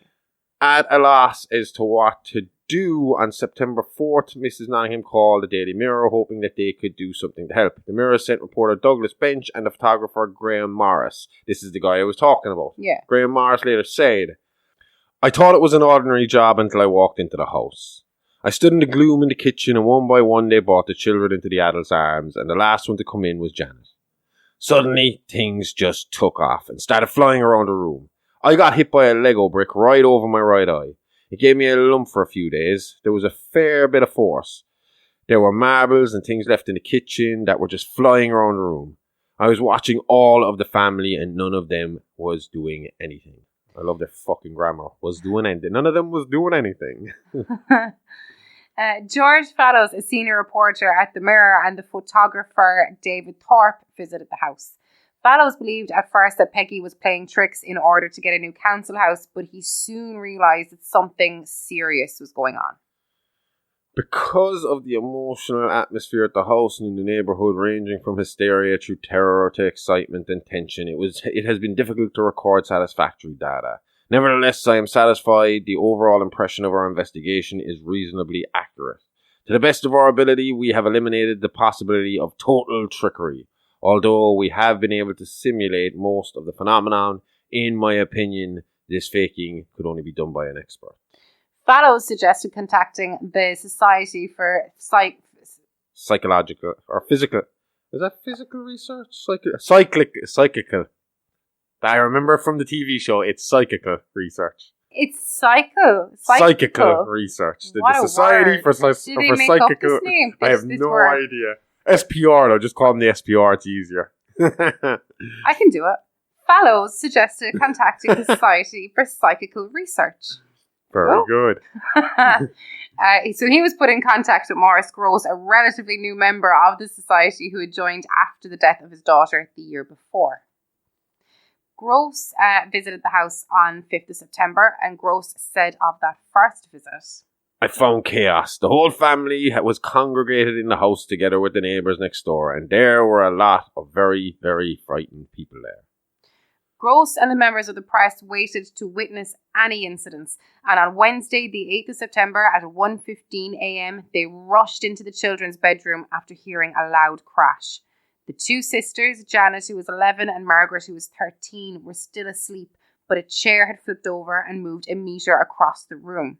This was enough to convince Morris to stay the night and investigate further. I have a picture of that. I might put that up on Instagram this week. There's a picture of the knocked over chair. How did the girls stay asleep if everybody else comes rushing up the stairs like? Well, they were fucking sitting there listening, waiting for something to happen. I suppose, okay. I don't know if this is how... no, it was in the documentary. There was a lady from the BBC who was sent there, and she was like, she said she was dreading going there.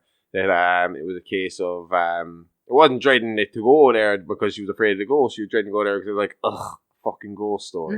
When she was like, had been told earlier in the day, it was like, some news better break or you're going to Enfeild to cover the story. And she thought it was all bullshit. And she was there, and she talked to all the kids, and she talked to Morris Gross. And then they hung out that night, and it was a case of they heard a little crash. And they looked in. They went up and they checked on her. Then they looked in again, and they saw that the chair had been tipped over. Okay. And then they looked away, and they heard more noise, and they went over, and the chair was now across the room. Creepy. And the girls were still in the same position in bed.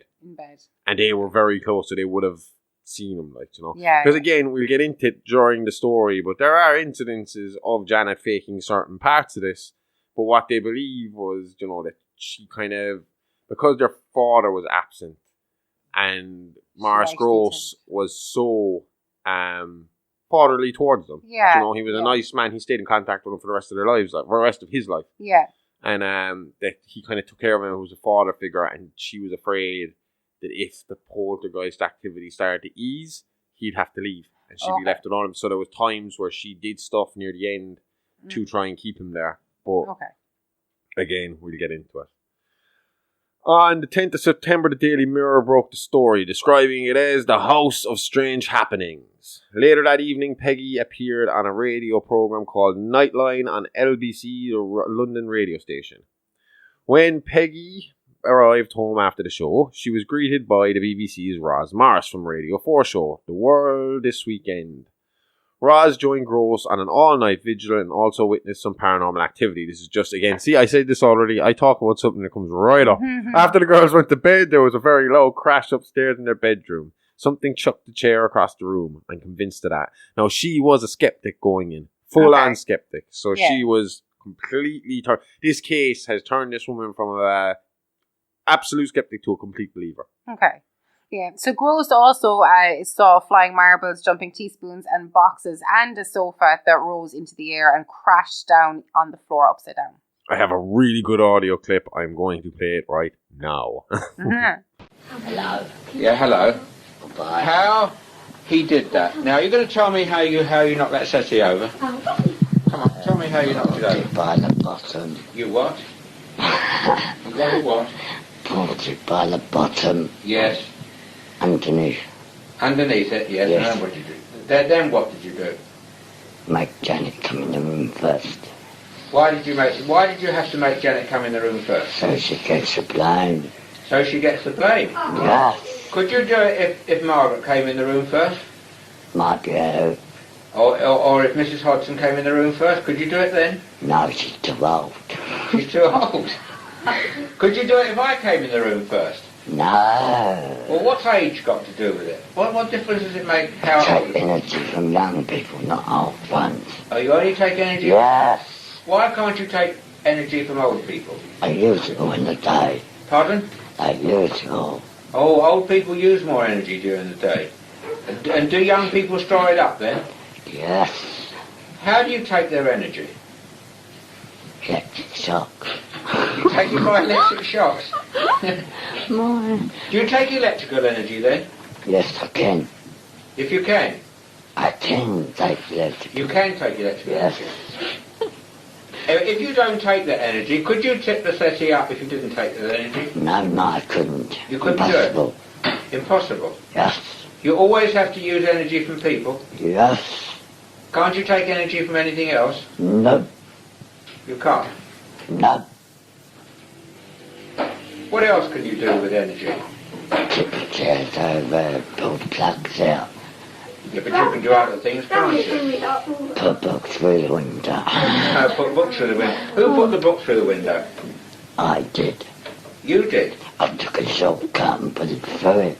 Ah, I see. How would you have done, if I'd have said to you, put that book through the window, without breaking the window, how would you have done it? Opened the window and thrown Sorry? it. Opened the window and thrown it out. You would have opened the window and thrown it out? Into Becky's window, front room. Yeah, but could you have thrown it through the glass itself without breaking the glass? Yes. How would you do that then? Dematerialised it one night in it. You would dematerialise it? Yes. How do you do that then? I don't know, but I'll tell you somehow, don't I? You don't know how you do it? No. A gift. It's a gift, is it? Well, surely you should know how to do it. Paper. Gross was among several people to witness these events. Other witnesses included the reporters and next-door neighbours. Gross and the photographer rigged up a camera and took photos when triggered and managed to capture Janet being thrown from her bed. Have you seen that picture? Yes, I That's have. the one they seen kind that of one. accuse her of jumping as well in that case. Because it does look like someone jumping up in the air. Yeah. But there's terror on her face. Oh. To start with. And number 2, I don't know, maybe I'm wrong. This is just my kind of theory on the thing is when you're looking at the picture, maybe the camera wouldn't be quick enough to pick up on it. But there doesn't seem to be a dent from where she launched. Or would that be gone as soon as she's gone? I suppose once the weight lifted, the bed would go straight up, wouldn't it? Or would you still see an indentation from where she had left the bed? You'd want to slow it down frame by frame. And on top of that, wouldn't the sheets and the stuff be kind of more mashed up where she had jumped from? Like imagine trying to jump from the bed now with the sheets there. Yeah. They'd bunch up behind you. They'd almost nearly make you slip as you were going. Yeah. You know? So I don't know. Realising that he was out of his depth, Gross asked the SPR for help in investigating the poltergeist. Guy Playfair accepted the request and arrived at the house on the 12th of September. He later wrote a book, This House Is Haunted, the true story of the Enfeild poltergeist. Before you get into any more, again, this is shown 2 very different ways, right? So in the drama series, he turns up at the door of the Jesus, why can't I think of their names? The family. What's the family's name again? Oh, shit. What's the family's name? Why can't I think of it? What's coming into my head is DeFeo, and I know that's Hammersville. I can't even see it here in the script. Hodgson. Motherfucker. Hodgson. Anyway, he turned up in the drama series. He turns up at the Hodgson's door. And he has basically been sent there by the SPR because they feel that Gross is embarrassing them by believing these 2 little girls and that he's being played by these 2 girls. And Playfair is there to prove him wrong. To basically debunk everything and get him out of there so that he can stop making a mockery. Because the SPR, and I think a lot of ghost hunters, when they go out on a case, they're not necessarily going out there thinking we're going to catch a ghost. They're going out there to debunk as much as humanly possible. And it's, when they get to the end of it and it's like, well, we can't debunk this anymore. There's no explanation. So they wouldn't be going out there going, oh, let's look for ghost activity. It's like, show us what you think the activity is and we'll tell you why it's not it. Is the most thing. So that's what they was, in the dramatized version, that's what Playfair was sent there for. In the documentary, it was said that they had, there was a keynote speaker thing kind of on poltergeists for the SPR. Like some guy come in from outside to do a talk. And afterwards he opened up the floor to questions and Morris Gross got up and explained the situation to everybody that was there. And kind of, I don't know if he played a clip from or whatever, but he was explaining the whole situation to them. And he basically said, look, I need help with this. If there's anybody who's interested, and the speaker said, look, if anybody is interested in helping Mr. Gross, talk to him after at the end of the show, at the end of the talk. And in the documentary, Playfair went up and said, yeah, I'd like to help you out, you know? So the family were chased out of the house on Sunday the 25th of September and sought refuge with Peggy's brother who lived up the road. While his wife Sylvia made some tea, a Lego brick appeared in front of her and dropped onto the table. It was then that the family realised that the entity could follow them outside of the house. So again, very much like Paranormal Activity, which we were covering this week. Exactly. Where, Katie and... Mika? No, Mika was her husband. Christy. Where they could move house as many times as they wanted, but Tobi was going to be there every time. Yeah. So, especially in Christy's case, until they have the ghost, until her husband transfers the ghost over to Katie. Which does not work out in his favour. Want to know more? Listen to Behind the Mask or the main show where we cover the first 3, possibly 4 movies. I don't know who's haven't written the script yet, and I am on movie 3, and I don't know if 4 is going to hold enough relevance for my story, but we'll see. Gross and Playfair saw indentations in the pillows and on the bed as though someone was lying there. So this is when no one's on it. So whatever about my question of when she was thrown in the air, when there isn't anyone on it at all, there's some indents there anyway. Yeah. There was a suspicion that the spirit was a 4-year-old child who had been smothered with a pillow by her father. This may be responsible for incidents. So that's what you were asking me this beforehand. You were asking me because, to the most part, the talking is done by a spirit called Bill. Okay. But there is, and you said, is it just the one? And does that count as a poltergeist? And I said, no, it's not. That there was a guy named Joe involved, a spirit named Joe involved. There was belief that, again, like you said, Bill died there. There was this fucking child murdered there by her father. Yeah, you know? So there was the child, there was Bill, there was Joe. There was definitely one or two. Oh, there was Janet. Janet Senior. Well, we'll call him Junior and Senior. So Janet was the child. Janet Hodgson. That the ghost was projecting through. Yeah. But Morris Gross's daughter, we mentioned he's got a daughter dying. Guaranteed the next thing that's going to come to the script is going to be his dead daughter. But we mentioned his daughter dying, and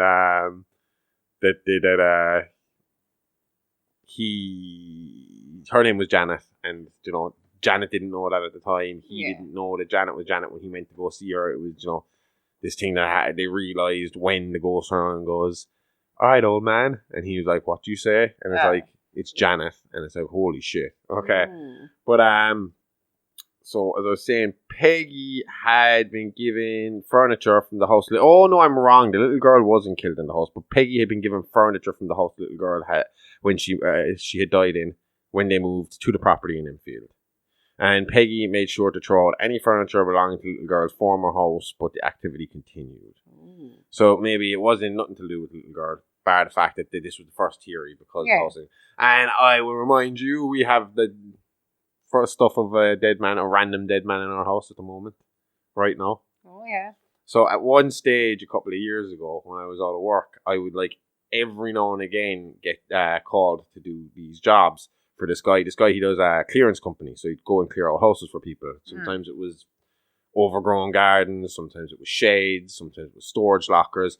Sometimes, more than once, it was the house of a dead person. You know, the family didn't want to deal with it. They didn't want they'd been through the house, they'd taken everything they wanted from the house, and everything else was to be dumped or taken. And part of the payment, I think, for this guy was he'd get paid, but anything decent that was left in the house that was resellable, he would keep. Okay. And it was usually the family didn't want that. So we were in one house in particular that was really fucking cool. And obviously you're going through all this guy's stuff. You're seeing all this guy's stuff. So you can't help but kind of, you know, when you pick up pieces of paper, you kind of really, you can't help yourself, you know. It was very interesting, especially this guy's house, because we found army helmets. Yeah. We found knives. We found all these documents. So apparently this guy, I remember his second name was Grimes. I can't remember his first name. Okay. But he wanted to serve in the army here. Yeah. But he was partially deaf or something. He had some sort of deafness or not full hearing. So they wouldn't take him. So he went abroad and joined some fucking, I can't remember, some foreign army. Yeah. One of the hardcore foreign armies. And I had spent time there. And then he came home, he was a tattoo artist and all this shit. But the coolest thing about it was, so I have a little statue, actually, from his house inside our sitting room. Yeah. So that's sitting inside there. So if he's around here, he might be here. We might have bought this grimy guy back to our house. But I think I did the right thing and honoured him. And because I felt like I needed to. You know, we were after bringing some of his stuff back to our house. And there was some substantial stuff. I think we got a fucking washing machine or something out of it. A really good washing machine out of it or something at the time. Or we got something. And we got a TV and stuff like that out of it. And I got paid and but I also found the man's stash. Oh. And I found the last joint he ever rolled. So myself and Roach one day got a bottle of beer each. And we took that one last spliff that he had rolled. And we walked all the way down to the bridge, down where I walk. And we sat there and we toasted Grimes and smoked his last joint. So we tried to remember the guy and, you know, do it that way. So maybe that's why he's not haunting us or throwing stuff around our house. Maybe he's happy here. Thank you. So Janet was the center of the activity, which is common in poltergeist cases, which predominantly affect girls and young women. What is it with poltergeists and serial killers? Two physicists, Piero Pervetto and Vera Maxia, getting good at these names, who wrote a paper called Some Conjectures About the Mechanism of Poltergeist Phenomenon, Neuroquantology, Volume 6, Number 2, 2008. Big words in there. argued that children generate poltergeist activity by challenging energy into the quantum mechanical vacuum. Their paper postulates that although poltergeist activity has been reported around the world and in different cultures, the one thing they all have in common is pubescent children or young women. The two physicists believe that during puberty, a modification of the body happens which involves various organs, and these changes create fluctuations in electron activity, and that can cause disturbances up to a few meters around the outside of the brain. That's crazy.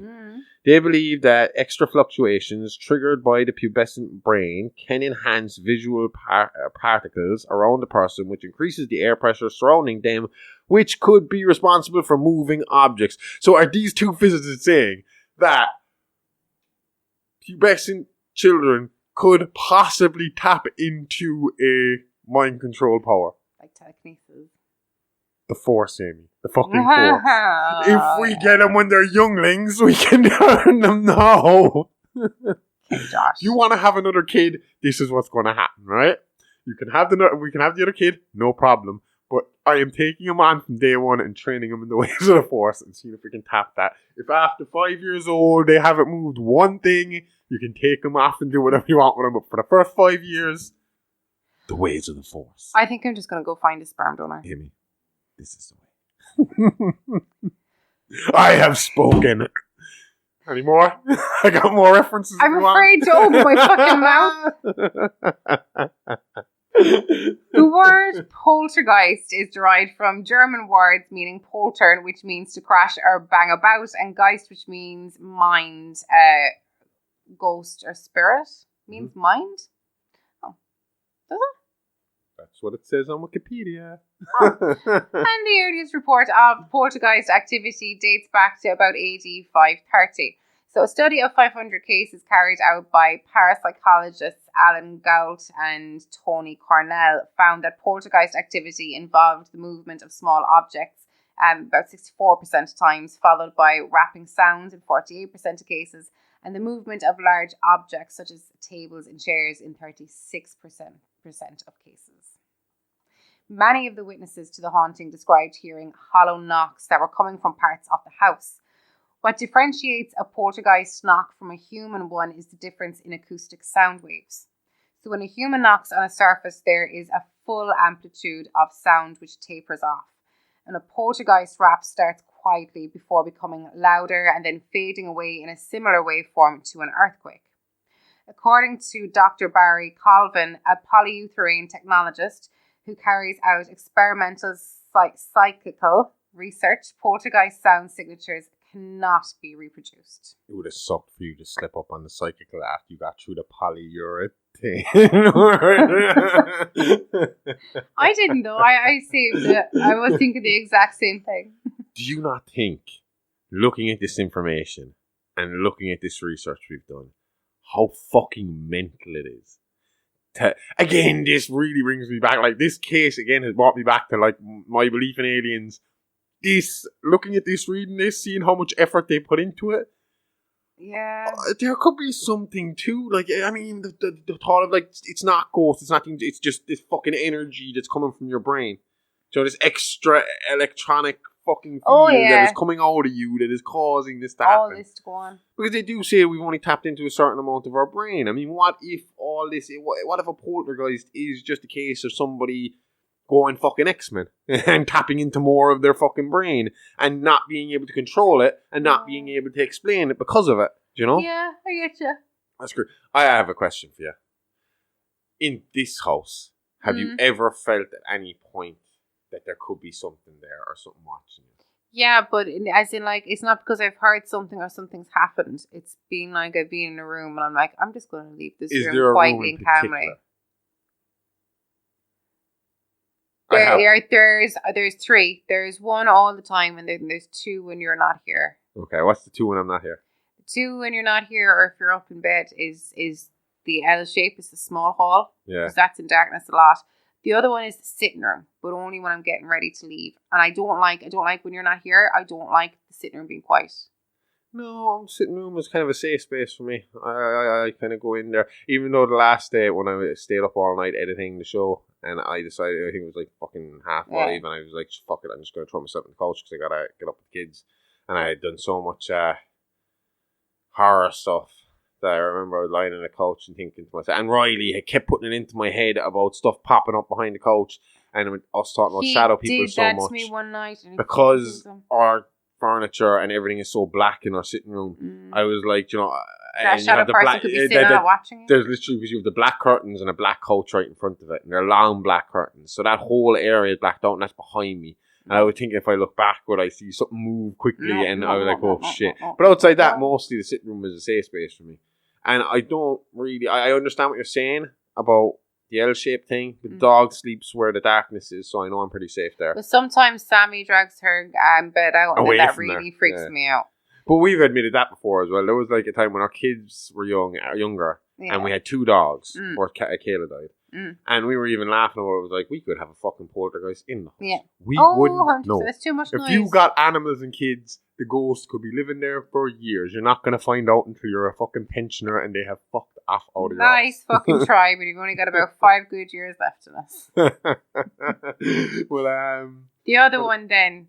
Yeah, the one all the time. Utility room. That was the one I was going to say. Utility room. That was my one as well. I don't like it. It's uncomfortable. Nothing happens in it. Nothing has happened in it. Except for the fucking door at the handle.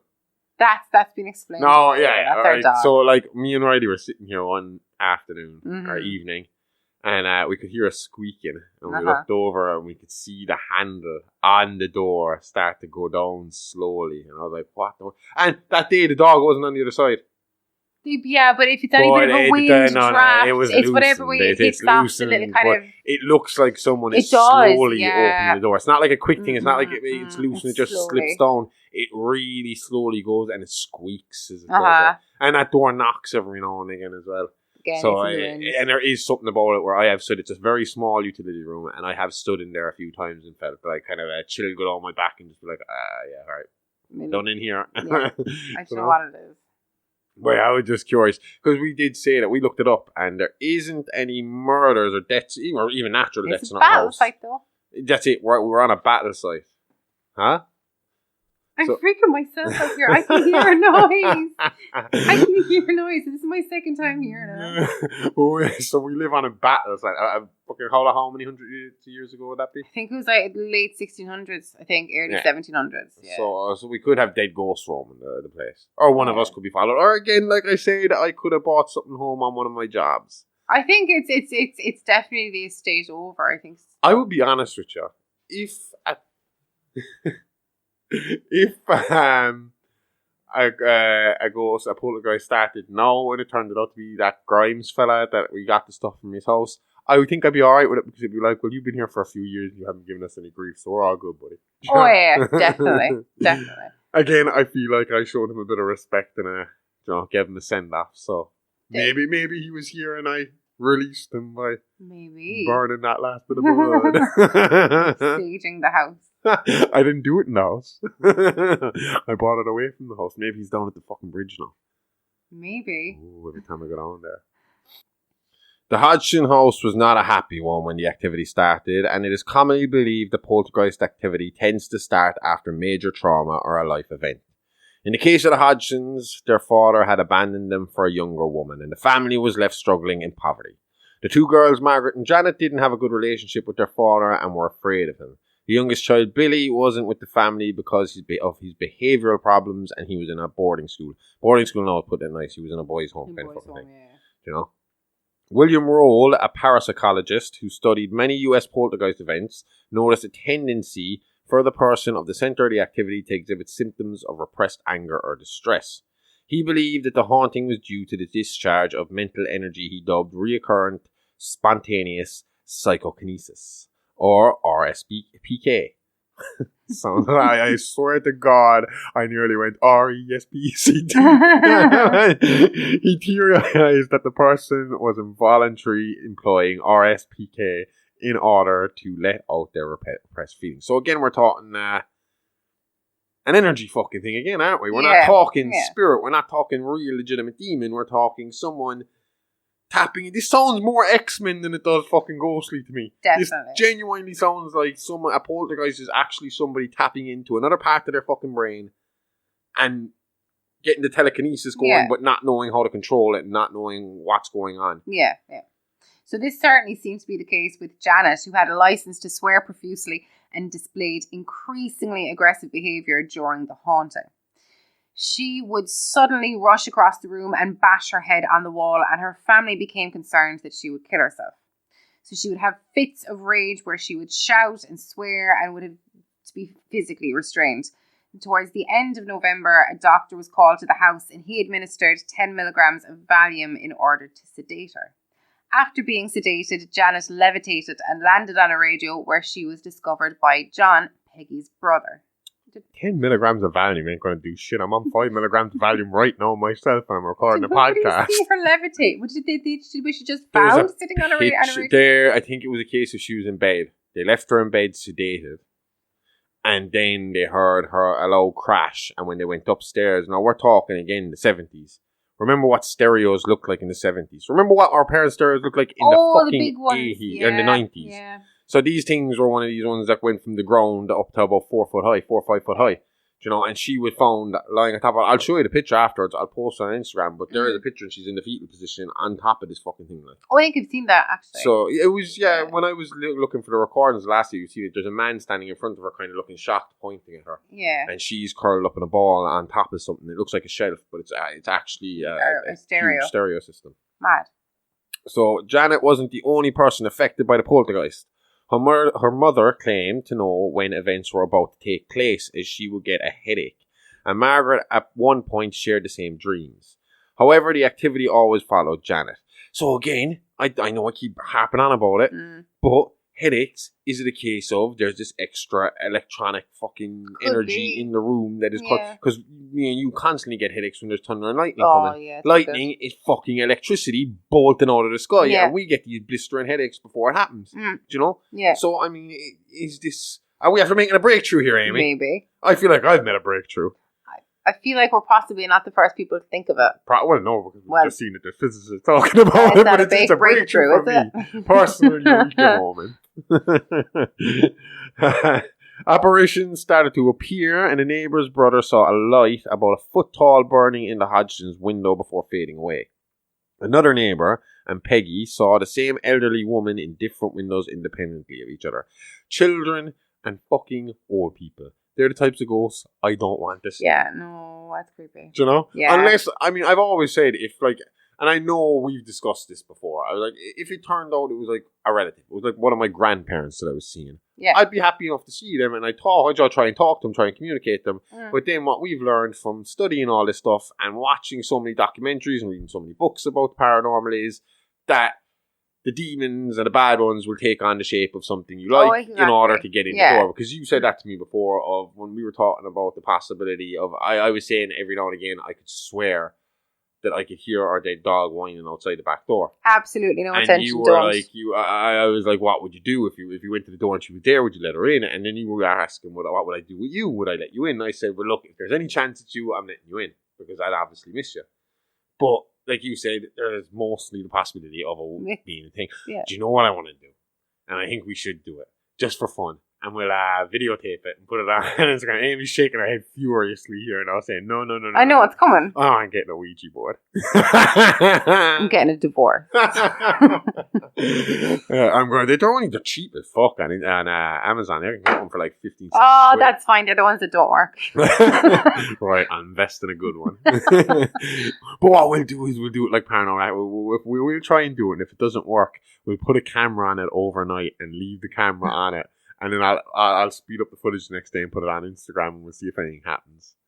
We have had one instance of us. Oh, yeah, with the box. Yeah, I do have a video of this. But I have a video of the side where you get the sound. Because the video is of the camera facing out. Yeah. Out into our front garden. Yeah. But the camera is inside the window. So it picks up the sound inside the window. And I was in the kitchen one day. And Amy was upstairs because Amy works from home. Was upstairs working on the phone lines. Mm-hmm.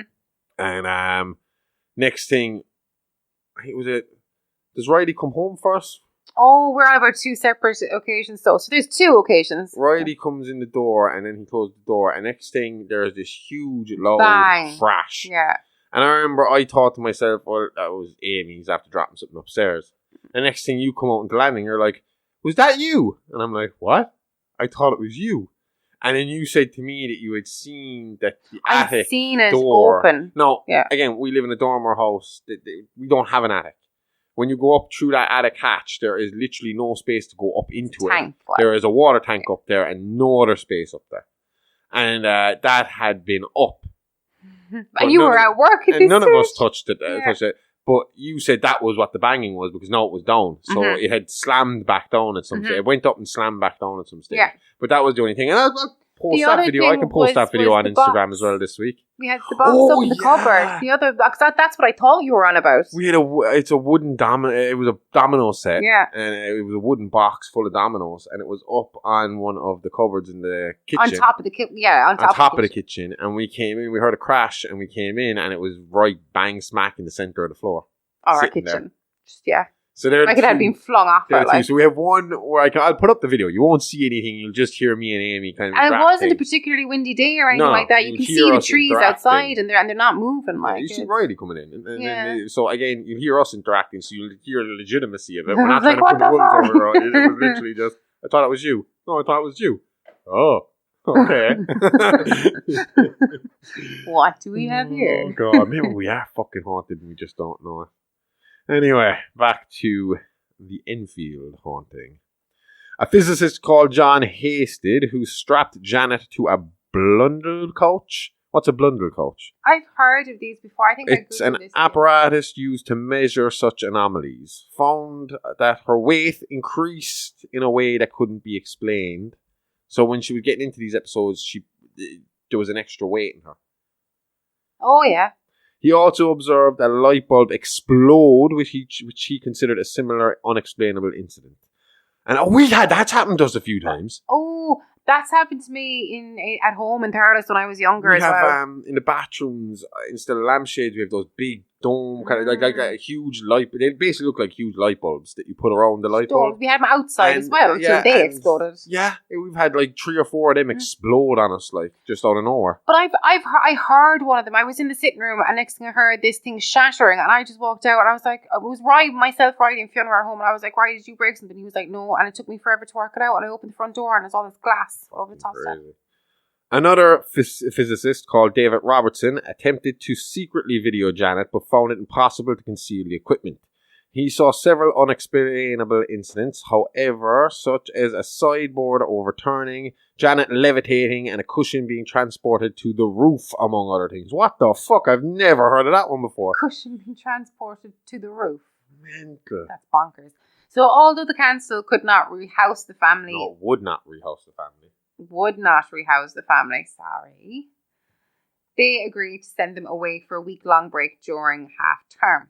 So they went to Clacton-on-Sea, and the only incident that occurred there was the sound of a dog barking from Janet's bed.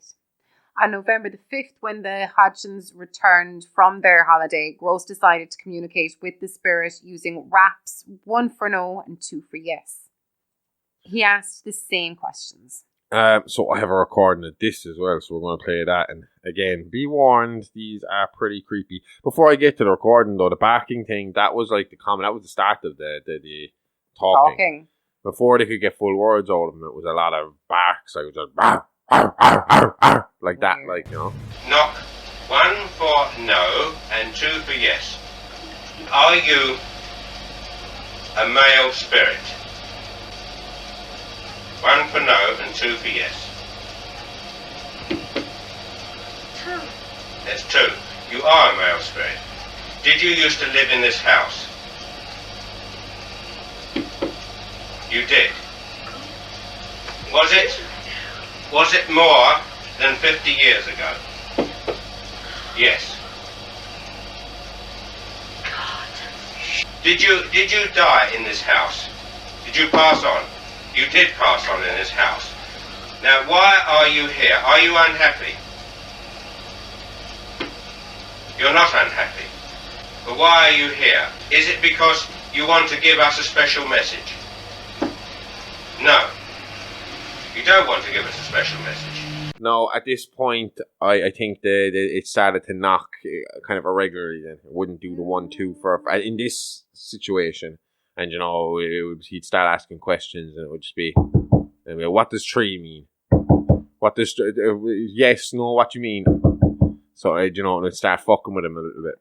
And the spirit then threw a cardboard box and pillow at Morris Gross's face. Again, in the TV show, they dramatized the shit out of this.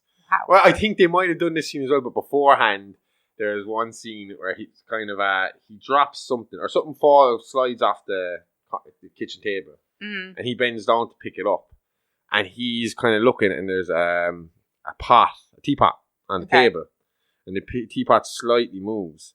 And he's kind of lying over. Are you having a game with me? I'm getting a bit long in the tooth for this kind of stuff. Yeah. And the next thing, the teapot flew off the table. Now, it mentions, I've read that nowhere else. That was just in the TV show, so it was probably put there for drama. Yeah. Because, again, even in the TV show, they built his relationship with his wife to be very kind of back and forth about how she felt about it. But it doesn't seem like he ever had any issue with his family over what he was up to. I mean, his son kind of talks glowingly of this time of being like the happiest time of his father's life was when he was out being a ghost hunter. So, and his son has still kind of followed. I don't know, is his son involved in it now? But he still kind of holds up his father's name, he still, he did this documentary for Apple and all that kind of stuff. Okay. On Monday the 10th of November, which was Janet's 12th birthday, Playfair invited an Argentinian psychic called Eduardo Blanowski to visit. He bought a magnometer, which they used to look for anomalies in the electromagnetic field around the house. During his visit, Janet's pillow was thrown around and the machine registered a change in her electromagnetic field strength. On the 12th of November, Janet, on the advice of the psychic, left pens and paper around the house and called out to the entity to leave her a message. After which messages started appearing around the house. Peggy found one in the fridge that said, "I will stay in this house. Do not read this to anyone or I will retaliate." Fucking hell. Okay. The next message, which was found in the living room table, said, "Can I have a tea bag?" Peggy placed the tea bag on the table and a ripped tea bag manifested next to it. Peggy's ex turned up at the house and she showed him the messages. Once he had gone, Peggy apologized to the entity for showing him the messages, and another one appeared saying, "It was a misunderstanding. Do it again. Don't do it again. I know who that was." Ooh. The writing was very similar to Janet's. Okay. But again, if it was manifesting through her, it could be similar. So on Tuesday, the 29th of November, the first medium, a Brazilian psychic called Luis Gasparetto, visited the family. We are getting much better at these names. He was accompanied by his interpreter. I'm tearing up. Yeah. Good luck with this next one. Elsie de Grassa, who was a member of the healing department of the Sao Paulo State Spiritist Federation. They offered some spiritual healing to the family, which gave a bit of respite. Lewis would go into a trance-like state and produce drawings and paintings. And after they left, Janet began producing disturbing, bloody pictures while in a trance. She also wrote the name Watson over and over on a page. It turned out that a family called Watson had lived in the house, and the wife had died of a brain tumor in her throat, of a tumor in her throat. Man, I mean, if you die of a brain tumor in your throat, you are sticking around to haunt the shit out of that area. I mean, that's a 2-for-1 kick in the balls right there. It's like, let alone do you have a tumor, but your brain has moved to your throat, and that is where the tumor is now. Sounds like a really bizarre take on Deep Throat. Oh, make a great horror movie. Oh, God. On Saturday, 3rd of December, Janet was pulled out of her bed and Mars found her sliding down the stairs head first while she was still asleep. We should actually point out that that picture was similar to one that Janet had drawn. Oh, yeah. So, I mean, again, that's another example of another person who had died in that house in a pretty bad way. So, I mean, they had Bill, who we haven't even gotten to yet, was Bill.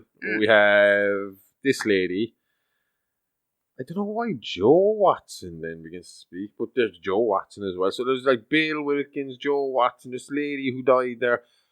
Sounds like ghosts. It sounds like a lot of people trying to get through to one fucking person, like so. But again, they say that if it's a poltergeist and it knows these individual things, that it's going to pull off of this to scare you. Because I said it to you earlier, you were asking earlier about the whole kind of poltergeist thing, and I was how they can get more, start so small and get so intense. And I was saying to you, it's kind of a case of they need to, it's like Monsters Inc. They need your scare to provide them more energy. You need to notice something. Like they said in Paranormal Activity, the more they paid attention to it, the more Tobi got busy, you know? Oh, yeah. So it's a case of if you and me are sitting here and like when the box flew off the top of the cupboard, if you and me had freaked out about that and made a big deal about that, then maybe something else would happen. Yeah. But like, because you and me were like, that's crazy. I wonder how that happened. And kind of looked at it and then put it back up and then forgot about it. Then that would stop. But generally what they do is they'll start with something small. And when you pay attention to the small thing, that allows them to do something a little bigger.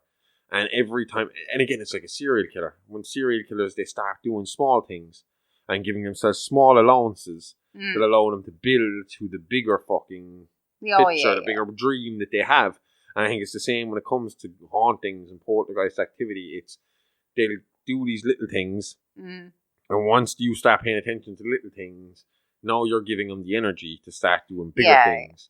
And the bigger they're doing, the more scared you're getting, and the more you're interacting with them to try and solve the problem, the more they're able to feed off it. It's like Colin Robinson out of What We Do in the Shadows, energy fucking vampire style. They'd feed off that energy. And you've seen how many paranormal investigators have we seen on Paranormal Cotton Camera? And they say like that when they go to a real heavily haunted place, that they'll find, let alone does the batteries in their phones and their cameras start to drain really fast, but their energy will drain really fast. If they go to a heavily haunted area, that they'll feel cold, they'll feel scared, and suddenly they'll be very weak and tired. You know? So, I mean, they're feeding off it, like, you know? So, a couple of days later, another member of the SPR joined the team, a student physicist called David Roberts.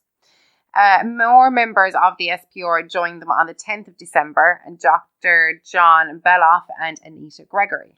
This is where it gets a bit fucking interesting, alright. The group called the entity to speak, and after some whistles and barking, a gruff voice calling himself Joe Watson began to speak. However, the next night, the voice said his name was Bill Wilkins. And on Tuesday, the 13th of December, Morris Gross's son Richard, who was a newly qualified solicitor, helped his father interrogate the presence. The spirit responded with banging in response to questions. But a man's voice was soon heard coming from somewhere behind Janet's neck. The voice identified itself as Bill Wilkins, who had died in the house at the age of 72. Richard asked him how he died, and he said, I want you to tell me whether you remember what happened to you when you died. Just before you died and just after you died.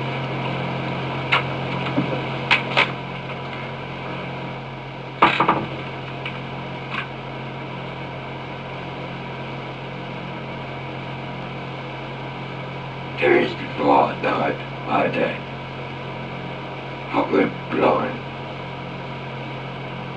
Then I had an hemorrhage, and I fell asleep, and I died in a chair in the corner downstairs. Bill's son Terry actually later confirmed this was indeed how his father had died. No, I was watching. Again, we talk about differences between reality and fake. Kind of between what we do on the main show and what we do right here. In the main show, we would do what they did in the fucking TV show. In the TV show, they made Bill Wilkins out to be an awful cunt. It is heavily implied he was extremely abusive to his family. Had no wife.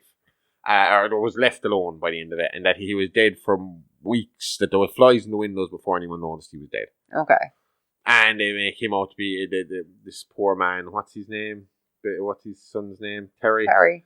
To be an awful kind of shattered, broken man from it. And he's like, I had a sister, but when she was 12, she stepped out in front of a bus and killed herself kind of thing. And I don't blame her for it because of the life they had. Then you watch a documentary of Morris Gross going to play this man, the recording of Janet talking about her dad as her dad, saying how he died. And this man's just a normal man in a nice, regular house who had nothing bad to say about his family or his father. He was like, my mom went out to the shops for 10 minutes, came back, and he was dead in the chair in the corner. But he did say that what Janet said is Bill, with the Bill voice, which we had played earlier, that was definitely how his father had died. And then he said about the thing, because a big part of this haunting was that the knocks that were coming in threes. I said that earlier on. It started when they were asking questions, and it was one knock for no, two knocks for yes, or something like that. Yeah. That the poltergeist started knocking 3 times. Yeah. Terry said that his father actually lived through the World War II in London, and that one of the things that they used to do when there was an air raid warning and they had to go into the bunkers, instead of going door to door to tell everybody, oh, we need to get into the bunkers, they used to bang on the walls 3 times. So his father would go from one side of the room, go from one side of the house, and he'd hear the 3 raps on the wall from those neighbours, and he'd go across to the other side of the house and bang on the wall to let the next neighbours know, and they'd go and let the next neighbours know. But it was a common fucking thing around World War, the 3 knocks on the wall to let them know, like, you know. So again, this was a little bit of a proof that Bill might have been there. You know? So when Playfair asked Bill why he wasn't visible, Bill said, "Why can't Janet feel you?" "I'm invisible." "You're invisible? Why are you invisible?" "So a G-H-O-S-T." Sounds like a line from like a cheesy 90s show. Now, just to put this in context, Amy has heard me reading the scripted line of I'm invisible. No, I've seen the real one as well. The real one doesn't sound like that. Where it is creepy as fuck when he says it in the actual recording, which will be up on this before we talk about this. So yeah. To rule out the possibility of Janet faking the voice, Gross taped her mouth, but the voice continued. He then asked Janet to hold water in her mouth, which she did, and the voice could still be heard talking. Gross recorded hours of the voice by using a contact microphone placed on the back of Janet's head. A speech therapist who examined Janet said that they couldn't be certain where the voice was coming from, though it bore some resemblance to a false vocal cord tone. There is a voice effect known as plica ventricularis, which is where muscle tension behind the throat can produce sounds independent to the vocal cords. However, using this muscle tension to speak often results in an extremely sore throat and can do some serious damage, none of which happened to Janet, who would speak for up to 3 hours. Since no cause could be found, it was concluded that something was using Janet as an amplifier. Gross and Playfair decided to hypnotise Janet and called in Dr. Ian Fletcher, who was a hypnotist, surgeon and member of the Magic Circle. Fletcher put Janet into a light state of hypnosis and asked her some questions. Do you know who is doing all this? Me and my sister. Why do you think you are to blame? I don't know who it is. What do you feel? What does it feel like? Cold hands gripping me around my body. Who started the trouble? None of us. What is the cause of the trouble? An increase in unhappiness. Fletcher later said, The impression I formed was this is not fraud. She and her sister are doing some of these things, maybe springing out of bed. Something is forcing them to do it against their will. It was soon after this that Janet began levitating. On Thursday, 15th December at 11:45 a.m, Hazel Short, the local lollipop lady, witnessed Janet floating around her room. When the baker's roundsman, who delivered bread next door, was coming along the road, he heard a tremendous commotion in the Hodgson house. And he looked up, the curtains had been pulled across, he looked up, and he saw Janet floating around the room in a horizontal position like this, followed by some books and toys. But at the same time, across the road, is a lollipop lady. I saw Janet laying flat, and she was floating. She was going up and down in front of the bedroom window. And I think at one point, because I was hitting the window, they actually thought, well, I might come through the window, you know. I mean, it was quite a frightening experience, really. I came home and I kept thinking about it, and I thought to myself, well, maybe she was doing it herself. I don't know. So I came straight in, took my coat off, my hat, went straight upstairs to my own bed, laid on my own bed, and tried to lift myself up horizontally, and you couldn't do it. On Friday the 23rd of December, the family goldfish died, and Bill admitted that he had electrocuted them in their tank using spirit energy. On Christmas Day, the pet parakeet was found dead in its cage. And later that day, Janet was found with a curtain wrapped around her neck. Peggy managed to untangle her, saving her from suffocating. Janet later complained that a knife was following her around upstairs, and Peggy found one of the knives she had just put away on the stairs. Just the knife? Yeah, fuck me. Just floating, like. I have no idea. It's so messed up. Janet later said, I was used and abused. There was levitation, there was the voices, and then there was the curtain that wrapped itself around my neck, which was quite life-threatening for me, and it brought it home to me that this could kill you. On Sunday the 15th of January, which was Peggy's birthday, writing in fecal matter appeared on the wall. This was followed by a few days of puddles of diarrhea that was sent to the for testing at a lab and came back as cat urine. That's weird. Puddles of diarrhea that came back as cat urine.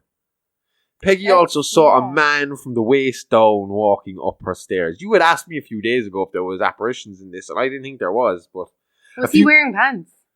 No. How do you know he's a man? From the waist down, walk up the stairs. Well, I suppose if he was wearing kind of manly trousers, especially at the time, trousers and shoes would give it away. Yeah. You know. A few days later, I am Fred was found on the bathroom door, written in electrical tape. So that's another one. So we have Joe, we have Bill, we have Fred, we have the lady who died there of throat cancer, who must be Joe Watson, a relation to Joe Watson, because she was a Watson. We have the bits and pieces that were in there from the child murder house. Crazy. Many people witnessed paranormal events over the 19 months of the poltergeist activity, but numerous experiments have confirmed that eyewitness testimony can be unreliable, as observers often see what they expect to see. Dingwall, Goldney and Hall, who worked at the Borley Rectory case in 1956, argued that the influence of suggestion played a large part in what people saw or heard. Once in the mind of the affected, belief can be strengthened and the simple events misinterpreted in order to fit them into the desired pattern. This is confirmation bias, which is the tendency to interpret new evidence as confirmation of existing beliefs or theories.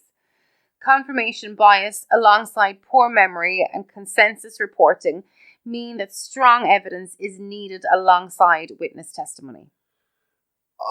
Okay, right, I get that, right? And that was a complaint as well with Roswell, that by the time people started really talking about Roswell was, I think, 40 years in the rear view mirror. I think it was like third or fourth generation that were allowed to talk about it. But that's because they were claiming the government were holding them back. I can't wait. Yeah. Oh, people, you think this is a good one? When we get to fucking Roswell, I will be talking for about 3 or 4 hours straight. I will be at my mom. It'll just be me in the room on my own going full on fucking conspiracy. With your tinfoil hat. And Charlie from It's Always Sunny with my little fucking board with all the wires and the cords leading to the UFO to Roswell in the middle. Secret lock to get into the kitchen. By the time you come back, I'm just like, oh, I'm like a man out of Stranger Things. The guy who played the lawyer in... Living in your underpants. Huh? Living in your underpants. I remember he used to be the conspiracy nut before. Yeah. Was he living in his underpants? When they found him in the warehouse, living in that warehouse, I'm pretty sure he was in tighty whities. He opened the door. I won't lie to you, when I am alone in the house, it's pretty much, especially in summertime, it's underpants I'm living in too. Oh, well, yeah. I don't mind that, but they're not. I ain't getting, who am I getting dressed up for? But I would say, like, I agree with that, right? Fine. People, you know, they hear stuff and they kind of, they might start seeing things because they were told that they're looking that for they're stuff. There. Yeah. But then there's a big kind of feeling amongst people who are into the paranormal and who are into UFOs and stuff you like that. You have to be open to seeing it? No. quite the opposite. If you were searching for it, it will not show itself almost intentionally. It's when you're not expected. So I don't know. Like, it's hard because a lot, again, you say as well, like, I would say if it was a long period of time and these stories were changing, yeah, fine. But these people were interviewed. A lot of the interviews and clips I played today were from directly around the time of it. I mean, they were interviewed as children as well. Like, there's clips of that. Yeah. There's clips from the BBC of Janet sitting there talking in the voice, like, you know? Okay, yeah. So, I mean, it's not like it was a long period afterwards. Yeah. But then you look at a long period afterwards, and all these people are saying, yes, this is what happened. This is what we saw. This is definitely. I mean, again, the documentary I watched the last night, the 4-parter, compared to the documentaries I've seen in the past, all the same people, none of them changed their story. I said, all right, that the guy from the Daily Mirror, the photographer, was a little more kind of overzealous with how hard the brick hit the wall. Earlier, when I had heard him talk about it, he did kind of say there was a possibility it could have been flicked. But in the documentary on Apple, he's like, it was fucking bounced off the wall. But it just feels like too many people saw it. Too many people, legitimate people saw it. A police officer saw it. The photographers saw it.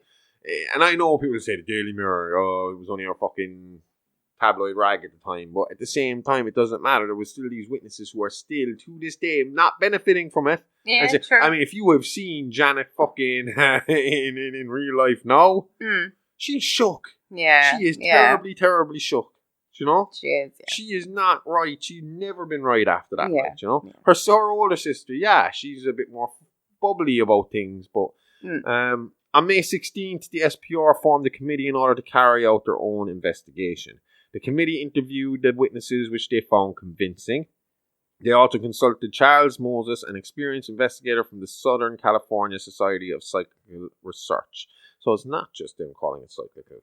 The committee found that there was good evidence for paranormal phenomena as described by various witnesses. However, they were reluctant to give credibility to the voice of Bill Watkins, which I find the most credible thing. On 25th July, the family sent Janet to the Maudsley Hospital, which is a psychiatric hospital in South London, and the incidents died down, even though the family still saw apparitions. Janet underwent extensive physical and psychological assessment at the Institute of Neuropsychiatry under Dr. Peter Fenwick, and nothing was found to be wrong with her, including brain damage or epilepsy. You were about to fuck up on physical there, weren't you? Because we were so used to saying psychical.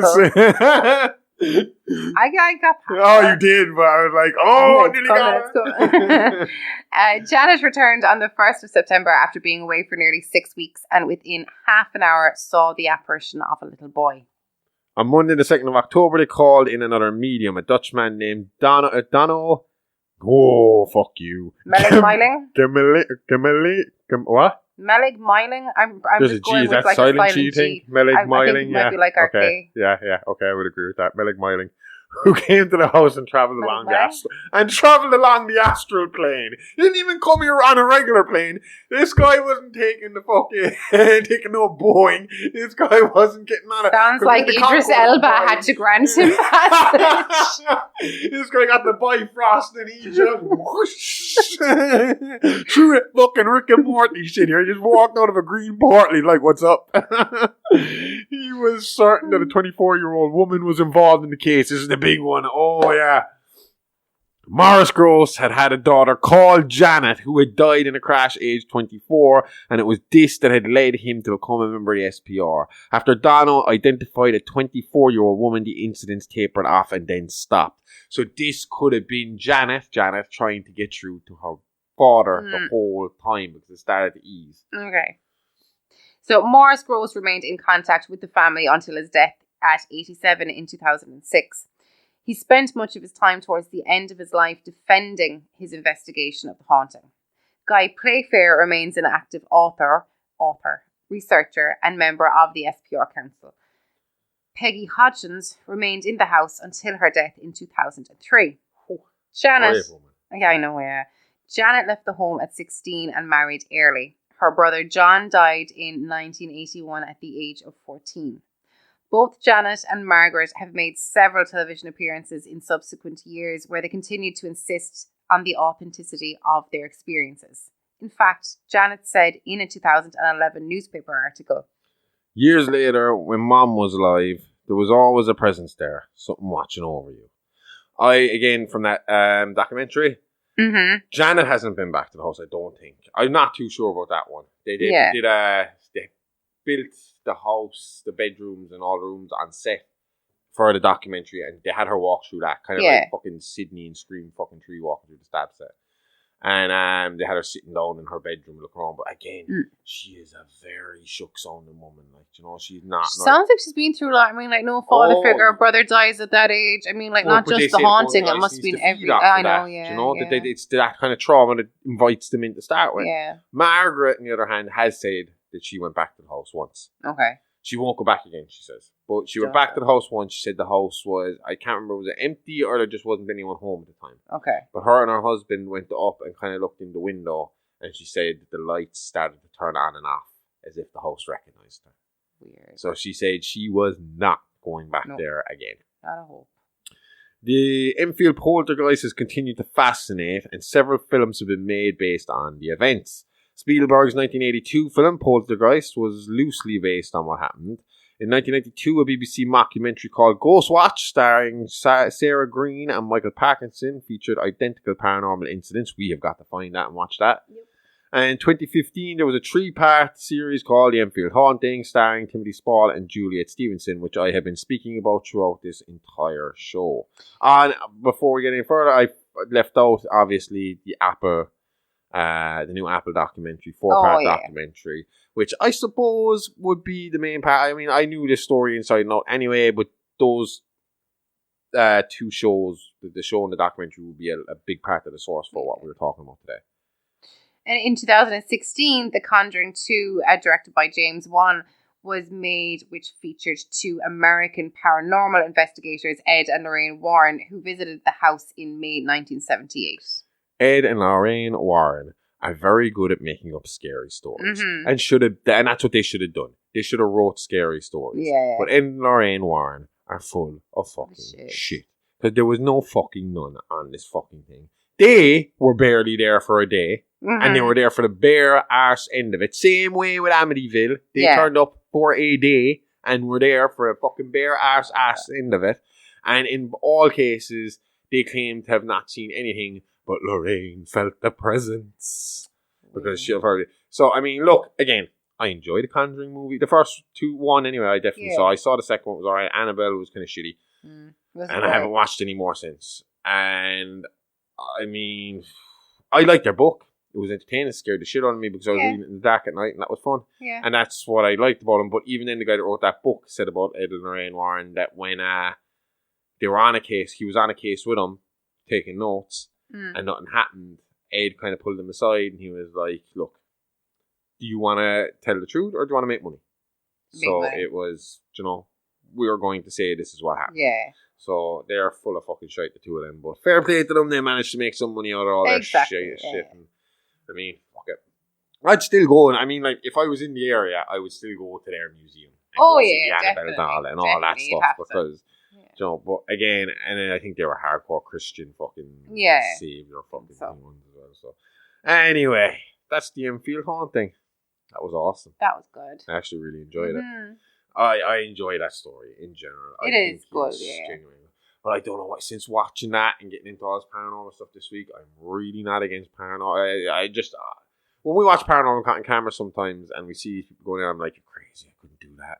And now I'm like, I would love to fucking. I could do it. No, it's the ones where they're like weirdos about going in on their own, and it's that's asking for it, man.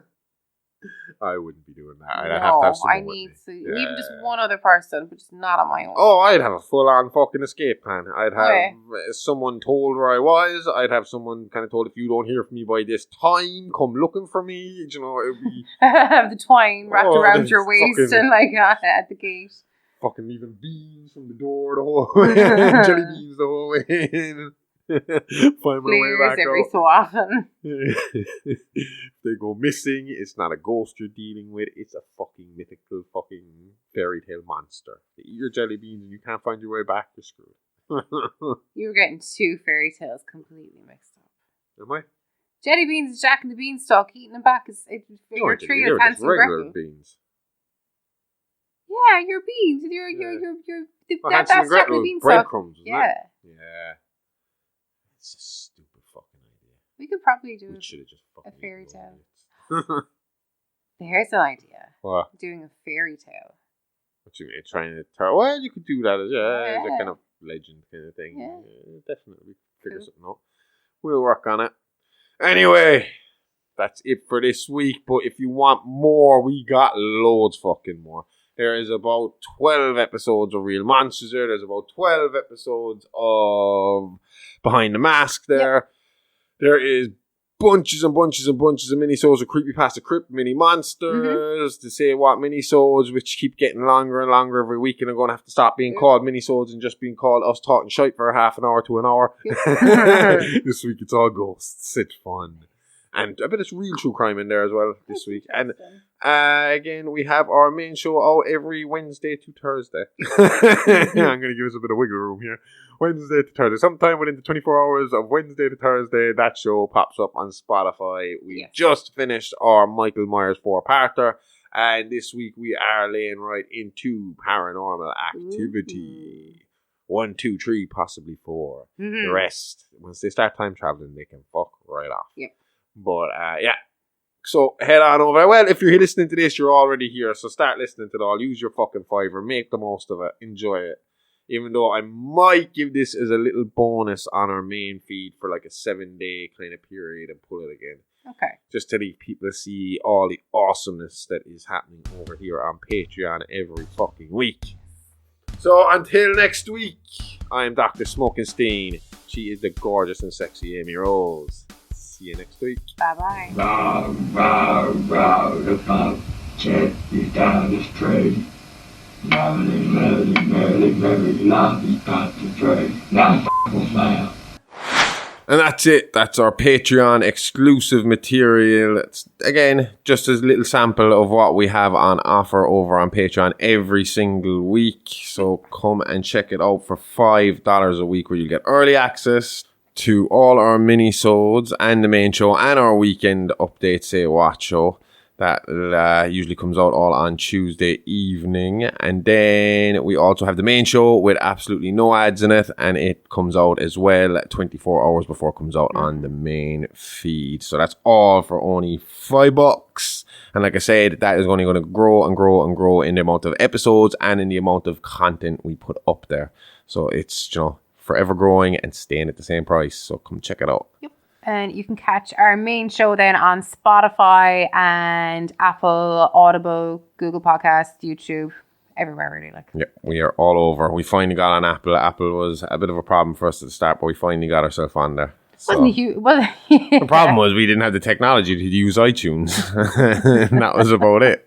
And we finally, and I wouldn't mind, we had the laptop for iTunes then for months before I finally turned. I was like, oh wait, we're not on iTunes. So we're on iTunes now. Come check us out. So next week we will be back with an actual full-blown new story, and you already know what it is. It's the Demon Pazuzu and the possession of Regan McNeil. Yep. So that's going to be fun. But until then, I'm Dr. Harley Ray Smokenstein, THC, and she is, she's sexy anyway. That's it. It's Alive Alive, all the guts and gore with none of the guilt. See you next week, same Alive Alive time, same Horrorverse channel. Love you. Bye-bye. Bye-bye.